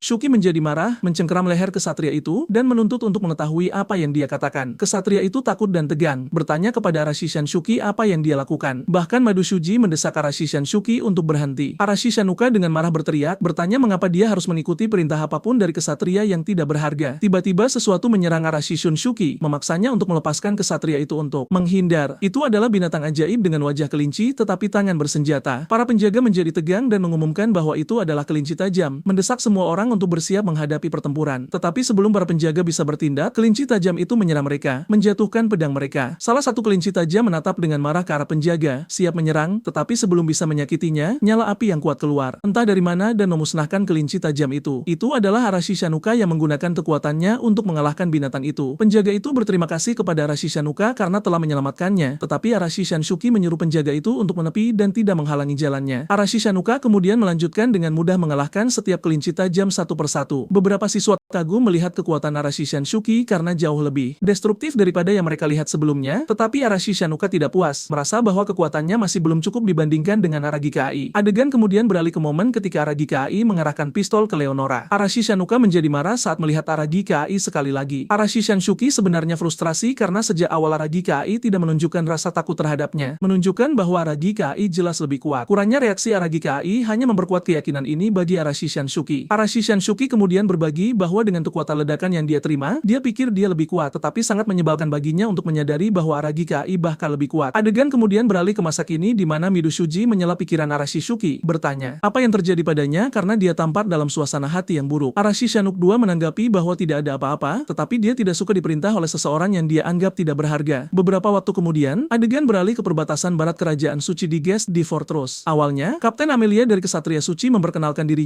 sebagai pemimpin ordo kesatria yang ditempatkan di sana. Heinrich bertanya kepada Amelia apa yang terjadi pada Watchdog. Kapten Amelia menanggapi bahwa dia meninggal sekitar seminggu yang lalu. Mendengar ini, para kandidat pahlawan sedikit terkejut. Amelia kemudian menyebutkan bahwa dia ingin membiarkan mereka beristirahat terlebih dahulu setelah perjalanan panjang mereka, tetapi dia tidak bisa menyelesaikan kalimatnya. Para penjaga menyela, berteriak bahwa tentara Raja Iblis datang untuk menyerang. Amelia dengan ceria berkomentar bahwa seperti yang mereka semua dengar, tidak ada waktu untuk beristirahat, jadi dia mengandalkan mereka. Madu Shuji setuju dan menginstruksikan setiap kandidat pahlawan untuk bersiap menghadapi pertempuran. Aashi Shinnok tampak sangat bertekad dan siap untuk pertarungan mendatang. Para penjaga membunyikan bel peringatan, berteriak bahwa tentara iblis mendekat. Jumlah monster sangat banyak yang mengejutkan Max dan membuatnya bertanya-tanya mengapa ada begitu banyak monster. Heinrich menginstruksikan para penjaga untuk mulai menembak dan mengurangi jumlah monster sebelum mereka mendekat. Para penjaga mulai menembakkan panah sementara para kesatria kemampuan api juga melemparkan bola api ke arah mereka. Meskipun semua bola api dan panah mengenai monster, mereka terus bergerak maju, menyatakan niat mereka untuk menghancurkan manusia. Midu Shuji terkejut melihat bahwa para monster tidak mundur meskipun terkena serangan hebat. Amelia menjelaskan bahwa para monster tidak akan mudah dikalahkan hanya dengan serangan-serangan itu. Dia memperingatkan para kandidat pahlawan untuk tidak meremehkan daya tahan dan stamina monster, menekankan bahwa manusia jauh lebih lemah sebagai perbandingan. Midu Shuji dengan tegang bertanya pada Amelia apa yang harus mereka lakukan. Amelia menginstruksikan Midu Shuji untuk mengikuti perintah dan komando Heinrich. Dia menyatakan bahwa dia akan memimpin para kesatria Ordo keempat untuk melawan monster itu sendiri. Heinrich menjelaskan bahwa dia bermaksud mengatakan hal yang sama, tetapi beberapa orang sudah berada di bawah sana melawan monster-monster itu. Midu Shuji yang bingung bertanya kepada Heinrich tentang siapa yang dia maksud. Naga Serena memberitahu Midu Shuji bahwa Heinrich sedang berbicara tentang Arashi Shuki dan kelompoknya karena mereka sudah pergi ke bawah lebih awal. Midu Shuji tertegun dan meminta Naga Serena untuk mengulangi apa yang baru saja dia katakan. Ketika asap mereda, mereka melihat bahwa manusia telah datang untuk menghadapi mereka secara langsung. Para monster menertawakan Arashi Shuki dan yang lainnya, mengejek mereka sebagai orang bodoh yang datang untuk menemui kematian mereka. Arashi Shuki menjawab bahwa dia tidak peduli apakah mereka iblis atau apapun, dia hanya akan menghapus monster-monster itu dari keberadaan. Pertarungan dimulai di antara mereka. Di dalam benteng, beberapa monster mendobrak dinding dan menyerang para penjaga. Saat seekor monster hendak menyerang seorang penjaga, Midu Shuji campur tangan, memblokir serangan itu dengan pedangnya. Bahkan penjaga itu terkejut melihat Midu Shuji. Midu Shuji kemudian melepaskan serangan kekuatannya yang lebih kuat, Sword Extend, dan dengan cepat mengalahkan monster itu. Setelah itu, Midu Shuji merasa percaya diri bahwa dia bisa menanganinya, menyadari bahwa kekuatannya terus berkembang. Dia kemudian berteriak dan memberitahu yang lain bahwa mereka bisa melihat ini adalah pertempuran yang bisa mereka menangkan. Jadi tanpa rasa takut, mari kita bertarung. Mendengar ini, setiap kandidat pahlawan dipenuhi dengan antusiasme untuk bertarung. Saat Midu Shuji bersiap untuk bertarung lagi, dia mengingatkan dirinya sendiri untuk tidak ragu, mengetahui bahwa tanda keraguan apapun akan meresahkan sisa tim karena dia adalah pemimpin mereka. Dia merenungkan bagaimana Arika Ai mengajarinya harga dari kenaifannya. Hashimoto Mi juga mendesak semua orang untuk berhenti menonton dan bergabung dengan Midu Shuji dalam pertarungan. Nagasa mulai menggunakan serangannya dan Kenakin mulai mendominasi monster-monster itu. Dengan cara ini, pertempuran berlanjut antara monster dan para kandidat pahlawan. Melihat para kandidat pahlawan bertarung, para penjaga kagum dengan kekuatan mereka karena mereka mendominasi tentara Raja Iblis. Heinrich berteriak dan menginstruksikan para penjaga untuk menutupi para kandidat pahlawan sehingga mereka dapat mendorong para iblis kembali. Mereka setuju dan maju, terlibat dalam pertempuran panjang sampai akhirnya mengalahkan tentara Raja Iblis. Amelia dengan gembira mengumumkan kemenangan mereka dan para penjaga mulai merayakan. Saat matahari terbenam mendekat, Midu Shuji tetap tenggelam dalam pikiran yang dalam. Namun, dia disela oleh Heinrich yang bertanya apakah itu pertama kalinya dia bertarung seperti itu dan bagaimana perasaannya tentang hal itu. Midu Shuji menanggapi bahwa sulit untuk mempelajari cara menangani pertempuran pada skala sebesar itu. Dia menjelaskan bahwa selama pertempuran, perspektifnya menyempit, membuatnya sulit baginya untuk memberikan perintah secara efektif. Heinrich memuji Midu Shuji atas usahanya dan memuji para kandidat pahlawan atas peran mereka dalam memenangkan pertempuran. Namun, dia memperingatkan mereka untuk tetap waspada karena meskipun mereka telah menghadapi musuh tingkat menengah dengan jumlah yang relatif kecil, para iblis tingkat tinggi akan memberikan tantangan yang berbeda karena kemampuan mereka yang unggul. Midu Shuji, setelah mendengar peringatan Heinrich, menjadi serius dan meyakinkannya bahwa dia akan mengingatnya. Adegan kemudian beralih ke sarang iblis di mana seekor monster melaporkan pertempuran itu kepada Stone Gaia, salah satu dari 4 raja surgawi dari tentara Raja Iblis. Monster itu meminta maaf karena gagal memenuhi tugasnya yang sangat membuat marah Stone Ga. Adegan beralih ke hutan besar Eote di mana Aragika Ai sedang dalam perjalanan. Saat dia mendekati tepi hutan, dia merenungkan bahwa perjalanannya untuk mengunjungi sang bijak seharusnya juga akan segera berakhir. Tiba-tiba entah dari mana, Aragika Ai merasakan sesuatu yang datang ke arahnya, lidah yang ditujukan untuk memukulnya. Dia berhasil menghindarinya entah bagaimana, menyadari kecepatan mereka yang luar biasa, dan bertanya-tanya lidah macam apa itu. Saat dia melihat sekeliling dengan lebih hati-hati, Aragika Ai melihat beberapa binatang ajaib baru. Setelah memindai mereka, sistemnya mengidentifikasi mereka sebagai Tongwe Babuons, babun lidah. Setelah memeriksa status mereka, Aragika Ai menyimpulkan bahwa mereka adalah makhluk yang agak biasa-biasa biasa saja. Babun lidah menyerang Aragi Kai lagi, tetapi dia dengan mudah menghindari serangan mereka. Namun, menyadari mereka mendekat dengan cepat, Aragi Kai dengan cepat menunjukkan kelincahannya dengan melompat menjauh dari tempat itu untuk menghindari serangan mereka. Babun lidah menyerang Aragi Kai lagi dengan lidah mereka, tetapi kali ini Aragi Kai dengan cepat menarik pisaunya dan memotong lidah itu di tengah jalan. Babun lidah terkejut dengan gerakan ini, dan Aragi Kai terus memotong sampai dia memutuskan seluruh lidah dari mulut mereka. Babun itu mencoba menyerang dengan ekornya, tetapi terlalu lambat untuk Aragi Kai yang menghindarinya dengan mudah dan dengan cepat mengalahkan makhluk itu. Menyaksikan ini, babun lain menjadi terpana dan tegang, tidak yakin apa yang harus dilakukan selanjutnya. Aragi Kai sekarang marah, menantang mereka, bertanya apakah mereka akan datang kepadanya atau apakah dia harus mendatangi mereka dan menyampaikan kematian mereka. Adegan kemudian, beralih beberapa waktu kemudian dengan bangkai babun lidah yang tergeletak di tanah, Aragi Kai merenung bahwa monster sihir yang lebih kuat tampaknya muncul secara bertahap, bertanya-tanya apakah itu karena ia semakin dekat dengan wilayah Raja Iblis, atau mungkin karena hutan ini jauh dari kota-kota tempat para ksatria dan petualang berkumpul. Saat ia masuk lebih dalam, Aragi Kai berpikir bahwa semakin jauh ia pergi, semakin besar kemungkinan bertemu dengan monster sihir kuat yang belum tersentuh manusia. Ia bersyukur keterampilan penilaiannya memungkinkan ia mendeteksi beberapa monster ini, sehingga Aragi Kai memutuskan untuk tetap waspada demi masa depan. Adegan beralih beberapa waktu kemudian di mana Aragi Kai akhirnya mencapai Gunung Urano, sebuah penghalang pertahanan alami yang memperlambat invasi pasukan Raja Iblis. Aragi Kai kemudian menjelaskan bahwa puncak tertinggi disebut Gunung Serigala Pencabut Nyawa, Reaper Wolf Mountain, dan ada rumor bahwa Sage Elbanocara tinggal di puncak gunung itu. Ia kemudian mencoba mengingat apakah ia ingat dengan benar bahwa seharusnya ada desa kecil di kaki Gunung Serigala Pencabut Nyawa. Saat Aragi Kai mencapai desa tersebut, ia terkejut melihat seluruh desa terbakar. Ia bertanya-tanya apakah desa itu telah diserang oleh pasukan Raja Iblis. Seperti kecurigaan Aragi Kai, desa itu memang telah diserang oleh pasukan Raja Iblis. Monster-monster berdiri di desa tersebut dan Aragi Kai mengamati mereka dari atap rumah, tersembunyi dari pandangan. Aragi Kai berpikir bahwa tempat itu seharusnya jauh dari garis depan, jadi ia memutuskan untuk lebih berhati-hati. Monster-monster itu bertanya kepada pemimpin mereka yang bernama Hector apa yang harus mereka lakukan, menyarankan bahwa membantai manusia adalah tindakan yang bisa diterima. Hector menginstruksikan mereka untuk menghentikan pembantaian dan menyarankan untuk memperbudak manusia sebagai gantinya. Ia kemudian bertanya apakah mereka telah mengumpulkan informasi tentang Elana Caret. Monster itu mengonfirmasi hal ini, menyatakan bahwa sang Sage tinggal di puncak Gunung Serigala Pencabut Nyawa. Setelah mendengar hal ini, Hector merasa frustrasi karena intel mereka benar, yang sangat membuatnya kesal. Ia menekankan bahwa prioritas tertinggi mereka adalah Elana Caret sang Sage. Hector menginstruksikan monster-monster itu untuk beristirahat di desa tersebut malam itu dan kemudian bersiap untuk mendaki Gunung Serigala Pencabut Nyawa keesokan harinya. Seorang monster yang tegar menyuarakan kekhawatiran, menyebutkan bahwa Gunung Serigala Pencabut Nyawa dikenal sebagai sarang dari Reaper Wolfen yang merupakan monster yang tak bisa dijinakkan. Mereka percaya bahwa kecuali mereka mengalahkan Reaper Wolfen, mereka tidak akan bisa mencapai tujuan mereka. Monster kedua bertanya tentang alasan di balik pernyataan monster pertama. Monster pertama menjelaskan bahwa sihir dominasi tidak efektif terhadap monster sihir dengan kecerdasan tinggi. Selain itu, ia mendengar bahwa 4 Raja Langit pernah berhasil menjinakkan naga, tetapi akan mustahil bagi mereka untuk melakukan hal yang sama dengan Reaper Wolfen. Hector juga menyebutkan bahwa ia tidak terlalu terampil dalam sihir, jadi mendiskusikan kemampuan yang tidak mereka miliki adalah sia-sia. Satu-satunya pilihan yang masuk akal adalah mengalahkan monster sihir yang tak bisa dijinakkan itu. Monster-monster lainnya setuju dengan penilaian Hector. Melihat ini, Aragi Kai menyimpulkan bahwa seluruh kelompok terorganisir dengan baik di bawah komando Hector dan bertanya-tanya apakah organisasi ini karena pengaruh iblis berpangkat tinggi. Saat Aragi Kai memeriksa status Hector, ia mengetahui bahwa Hector adalah salah satu dari sedikit iblis berpangkat tinggi di pasukan Raja Iblis. Menyadari hal ini, Aragi Kai mengerti bahwa akan sangat menantang untuk menghadapi Hector secara langsung dalam pertempuran. Tiba-tiba, Hector juga merasa bahwa seseorang sedang mengawasinya, jadi ia menginstruksikan monster untuk pergi dan menyelidiki. Merasakan seseorang sedang mengintai, Aragi terkesan melihat indera Hector sangat tajam. Monster-monster itu mencari Aragi Kai, tetapi ia lega karena ia terampil dalam bersembunyi dan mengintai. Tiba-tiba, Aragi Kai menyadari bahwa beberapa manusia telah ditangkap oleh monster. Mereka semua diikat dengan tali. Meskipun melihat penduduk desa yang ditangkap, Aragi Kai memutuskan untuk tidak campur tangan karena tujuan utamanya, seperti para iblis, adalah menemukan dan menemui sang Sage Elbanocaret. Ia tahu ia harus mendaki gunung mendahului pasukan Raja Iblis. Adegan berubah ke puncak tertinggi Gunung Urugo, area berbahaya yang juga dikenal sebagai Reaper Wolf Mountain. Aragi entah bagaimana telah mendaki sampai ke titik ini. Saat ia memeriksa peta, tidak ada jalur yang terbentuk, jadi ia memutuskan untuk mengikuti jalan yang digunakan oleh binatang buas. Ia juga menyadari bahwa pandangannya tidak jelas dan tanah tampak tidak stabil. Meskipun sedang terburu-buru, ia memilih untuk melangkah dengan hati-hati. Saat Aragi bergerak lebih jauh, ia merasakan kehadiran seseorang di dekatnya dan berpikir itu mungkin Wolfen yang dirumorkan berada di Gunung Serigala Pencabut Nyawa. Mendengarkan dengan saksama, ia menangkap bukan hanya satu, melainkan dua, tidak, tiga suara berbeda yang secara bertahap meningkat jumlahnya. Aragi menyadari bahwa meskipun serigala-serigala itu tersembunyi, kehadiran mereka sangat luar biasa. Tiba-tiba entah dari mana, Aragi mendapati dirinya dikelilingi oleh kawanan serigala dari segala arah. Mereka hendak menyerangnya, tetapi ia dengan cepat melompat dan bertengger di pohon terdekat. Aragi tertegun menemukan alasan mengapa banyak orang hilang di gunung itu. Ia kemudian menggunakan keterampilan penilaiannya untuk menilai status para serigala. Saat memeriksa, ia mendapati status mereka rata-rata dengan kekuatan utama terletak pada koordinasi mereka. Saat Aragi sedang menilai status mereka, satu wolfen menyerbu ke arah pohon dan mematahkannya di bagian tengah. Aragi tahu ia harus bertindak cepat, jadi ia mengambil sehelai daun, meresapinya dengan mana, lalu menggunakannya untuk menyerang wolfen tersebut. Dalam hitungan detik, wolfen itu mati setelah terpotong dua. Lebih banyak wolfen mencoba menyerang Aragi, tetapi setiap kali ia menggunakan daun untuk menjatuhkan mereka, dua lagi musnah dengan cara yang sama. Sekarang sekelompok 5 atau 6 wolfen mendekat untuk menyerang bersama, jadi kali ini Aragi meresapi mana ke tubuhnya sendiri. Ia percaya bahwa jika ia melakukannya dengan sadar, efeknya akan signifikan. Ia berpikir begitu karena Leonora pernah menyebutkan bahwa mereka yang mengandalkan perlindungan ilahi seringkali memiliki kendali lemah atas energi mana mereka. Ia juga mengingat kata-kata Leonora di mana ia menyebutkan bahwa mereka yang terus-menerus mengandalkan perlindungan ilahi tidak terbiasa mengendalikan mana sama sekali. Menurut pandangannya, mereka tidak lebih dari orang lemah, itulah sebabnya ia bisa mengendalikan mereka semua. Itulah mengapa mereka tidak bisa menahan sihir perbudakan Leonora saat itu. Aragi tahu ia harus meningkat untuk mengatasi kelemahannya. Ia percaya bahwa menguasai kendali mana juga akan meningkatkan ketahanannya terhadap sihir musuh. Ia juga menyadari bahwa mana tidak sekuat perlindungan ilahi, tetapi jika ia ingin menjadi lebih kuat di dunia baru ini, ia tahu ia harus mempelajarinya. Aragi memutuskan untuk terus melawan wolfen dan melatih kendali mana sambil mendaki gunung. Tiba-tiba, Aragi merasakan sesuatu dan dengan cepat tiba di lokasi tersebut. Ia menuju ke arah pemimpin wolfen dan saat mencapai tempat itu, ia meminta wolfen untuk mengonfirmasi. Wolfen lain bingung tentang apa yang dicoba dilakukan Aragi, tetapi ketika pemimpin wolfen mencoba menyerang Aragi, ia dengan cepat membela diri dan mengalahkan pemimpin wolfen tanpa ragu. Saat Aragi menengadah, ia menyadari bahwa begitu ia mengalahkan pemimpin mereka, semua wolfen lari. Lagi pula, itu adalah monster sihir terkuat di kawanan mereka. Setelah itu, Aragi mengejar wolfen yang tersisa sendirian. Tiba-tiba, secara mengejutkan, sesuatu yang istimewa terjadi. Ia melihat salinan versi berwarna merah dari wolfen. Melihat ini, Aragi bertanya-tanya apakah keterampilannya memprediksi lintasan gerakan serigala tersebut. Tebakannya terbukti benar, itu memang memprediksi lintasan masa depan. Dengan kemampuan ini, ia dengan cepat mengalahkan dua serigala lagi. Aragi menyadari bahwa dengan kemampuan prediksinya, ia bisa melihat sekitar 1 detik ke masa depan. Melihat ini, serigala-serigala yang tersisa menjadi ketakutan. Namun, Aragi menyuruh mereka untuk tidak berani melarikan diri dan malah bergabung dengannya dalam pelatihan sebentar lagi. Setelah beberapa waktu, Aragi telah memusnahkan semua serigala. Saat ia memeriksa statusnya sendiri, ia menemukan bahwa keterampilan baru, perlindungan ilahi pandangan jauh, Divine Protection of Forensic, membantunya melihat gerakan masa depan musuh-musuhnya. Aragi kemudian merenungkan bagaimana saat ia menerima keterampilan pendeteksi titik lemah, keterampilan penilaiannya juga naik level. Kemajuan ini pada dasarnya meningkatkan berkahnya dari normal menjadi ditingkatkan, karena penilaian sekarang memungkinkan ia melihat segalanya dalam pandangan. Kelelahan, Aragi memutuskan untuk beristirahat sejenak. Tiba-tiba, ia merasakan sesuatu dan bertanya-tanya apakah pasukan Raja Iblis telah tiba. Ia meninggalkan rencananya untuk beristirahat dan bergegas menuju sumber kehadiran yang ia rasakan. Adegan beralih ke dekat puncak gunung di mana monster-monster telah menangkap seorang gadis peri bernama Mayor. Hector menyatakan kekagumannya atas kegigihannya, mencatat bahwa itu sudah diduga dari seorang murid Sang Sage. Ia kemudian menyatakan bahwa itu adalah akhir baginya dan memerintahkan monster-monster untuk melenyapkan gadis peri itu. Mayor hendak mengatakan sesuatu ketika ia tiba-tiba diserang oleh monster tersebut. Mengejutkan semua orang, Aragi tiba dan dengan cepat membantunya menghindari serangan dengan menggendongnya di lengannya. Mayor tertegun melihat manusia menyelamatkannya. Bingung, monster itu bertanya kepada Aragi siapa dia, apakah dia musuh baru. Aragi mengerti bahwa ada total 10 monster dengan pemimpin mereka Hector yang merupakan iblis berpangkat tinggi. Mayor bertanya kepada Aragi mengapa ia menyelamatkannya. Aragi menjawab dengan bertanya apakah ia murid dari Sage Elan Acharet. Ketika Mayor mengonfirmasi bahwa ia memang muridnya, Aragi menjelaskan bahwa alasannya membantunya adalah karena ia memiliki urusan dengan Sage Elan Acharet. Aragi menggunakan keterampilan penilaiannya pada Mayor dan menemukan bahwa ia adalah setengah peri. Selain itu, ia menemukan bahwa ia memiliki keterampilan mantra dalam kumpulan keterampilannya. Hector berkomentar bahwa ia tidak perlu bertanya siapa manusia itu, tetapi ia yakin bahwa Aragi jelas adalah musuh. Ia meminta monster-monsternya untuk membunuh peri dan manusia tersebut. Aragi menyadari bahwa untuk menyelamatkan gadis itu dan mendapatkan bantuan dari Sang Sage, ia harus mengalahkan monster-monster itu. Monster-monster itu kemudian menyerang Aragi dan dengan bantuan kemampuan pandangan jauh ke depannya, ia mencoba memprediksi gerakan masa depan mereka. Kemampuan pandangan jauhnya terbukti sangat berharga karena Aragi dapat memprediksi gerakan masa depan monster, memungkinkannya untuk secara efektif memblokir serangan mereka. Monster-monster itu terkejut dan dalam satu gerakan cepat, Aragi dengan sigap menghabisi mereka semua dengan pisaunya. Monster-monster lainnya tertegun oleh pemandangan yang mereka saksikan. Aragi merenung bahwa selama pandangan jauhnya aktif dalam jarak dekat pertempuran, ia merasa tak terkalahkan. Namun, perhatian utamanya adalah durasi keterampilan dan berapa menit yang tersisa. Di sisi lain, Hector menginstruksikan monster-monsternya untuk tidak menyerang secara gegabah tetapi menggunakan sihir untuk menyerang manusia tersebut. Monster-monster setuju dan mulai menembakkan peluru sihir ke arah Aragi. Saat melihat peluru sihir, Aragi menjadi tegang, menyadari bahaya yang mereka timbulkan. Namun, untuk kelegaan dugaannya, Mayor menggunakan mantra dari Seal, roh angin, dan meniup semua peluru itu. Aragi bertanya dengan terkejut apakah itu sebuah mantra. Menyadari kekuatan yang digunakan dengan meminjam kekuatan para roh, sebuah seni yang dikhususkan untuk para peri. Mayor mengonfirmasi hal itu dan berterima kasih kepada Aragi, menyebutkan bahwa karena dia, roh tersebut tampaknya bisa beristirahat sebentar. Frustrasi, Hector menyatakan bahwa mereka tidak akan menang dengan cara ini dan memutuskan untuk ikut bertarung sendiri. Aragi menjadi serius dan meminta Mayor merujuk padanya sebagai peri untuk menghentikan monster-monster lainnya agar tidak ikut campur sementara ia menghadapi pemimpin mereka. Mayor menjawab bahwa ia bisa menanganinya dan meminta Aragi untuk berhenti memanggilnya peri karena namanya adalah Mayor. Aragi mengakui permintaannya dan mengungkapkan kepercayaannya pada Mayor, memanggilnya sebagai murid sang sage. Mayor menjadi marah dan berteriak bahwa namanya adalah Mayor, tetapi segera ia menjadi frustrasi dan meminta Aragi untuk melupakannya. Di sini, Aragi menghadapi Hector secara langsung hanya untuk menemukan bahwa Hector sangat kuat. Meskipun beradu pedang, Aragi menggunakan pedang Hector untuk melontarkan dirinya ke udara dan menyerang Hector dengan pisaunya. Namun, Hector memblokir serangan itu dengan pedangnya sendiri. Hector kemudian menyerang balik, tetapi Aragi menghindar dengan cepat dan berhasil menebasnya dengan pisau. Hector menerima beberapa kerusakan dan mengakui ia terkejut bahwa Aragi memprediksi serangannya, menganggapnya sebagai upaya yang baik. Aragi, di sisi lain, terkejut melihat bahwa luka itu tidak dangkal. Ia menjadi tegang, menyadari kekuatan iblis berpangkat tinggi dan mengerti bahwa ia kemungkinan akan mati tanpa kemampuan pandangan jauhnya. Hector berkomentar bahwa jika Aragi bukan manusia, ia akan mampu mengalahkannya dengan mudah. Aragi kemudian menggunakan keterampilan penilaiannya untuk memeriksa status Hector dan menemukan bahwa selain kemampuan fisik dan indera tajam sebagai iblis berpangkat tinggi, Hector juga memiliki keterampilan ilmu pedang tingkat 5. Aragi menyadari ia memiliki kerugian besar dalam pertempuran langsung dengan Hector meskipun memiliki keterampilan pandangan jauh, jadi ia memutuskan untuk mencoba strategi baru. Hector berteriak kepada Aragi bahwa jika Aragi tidak mau datang padanya, maka ia yang akan maju untuk bertarung. Meskipun demikian, Aragi berhasil menghindari serangan Hector entah bagaimana. Akhirnya, Aragi terluka di tangannya oleh serangan Hector, meninggalkannya dalam ketegangan. Ia menyadari tidak ada gunanya memprediksi masa depan jika tubuhnya tidak mampu mengikutinya karena kesenjangan fisik di antara mereka terlalu besar untuk ia jembatani. Hector tertawa dan mengejek Aragi, bertanya apakah ia hanya akan lari seperti itu. Tiba-tiba, Aragi mengeluarkan senjatanya dan menembak ke arah Hector, tetapi Hector dengan mudah memblokir peluru-peluru itu dengan refleksnya menggunakan tangannya. Aragi melihat itu dan meskipun ia lega karena peluru telah menembus tangan Hector dan melukainya, Hector tertegun. Ia berteriak menuntut untuk mengetahui alat macam apa yang digunakan Aragi, alat yang begitu kurang ajar. Marah, Hector menyerang Aragi yang bersiap untuk menembak dengan senjatanya. Namun, Hector berhasil menghindari peluru-peluru tersebut dan memperingatkan Aragi untuk tidak meremehkannya karena ia bisa dengan mudah memprediksi lintasan peluru. Aragi kehabisan peluru, jadi ia melemparkan pisau ke arah Hector yang memblokirnya dengan pedang. Tiba-tiba, yang mengejutkan Hector, Aragi berhenti menyerang dan diam-diam duduk di tanah. Sebelum Hector bisa bereaksi, Aragi melemparkan bom ke arahnya. Hector bertanya-tanya apa itu dan bergegas menuju Aragi untuk menyerang. Namun, sebelum ia bisa mencapai Aragi, bom tersebut meledak, mengejutkan monster-monster lainnya. Bahkan Mayor terkejut melihat hal itu dan bertanya-tanya siapa Aragi sebenarnya karena ia menunjukkan keterampilan yang begitu luar biasa. Ia mencatat bahwa Aragi mendominasi melawan iblis berpangkat tinggi meskipun ia manusia. Di sisi lain, Aragi bersiap dengan pisau di tangannya, menyadari ia tidak memiliki amunisi lagi untuk pistol yang ia simpan sebagai darurat dan bahwa granat itu adalah upaya terakhirnya.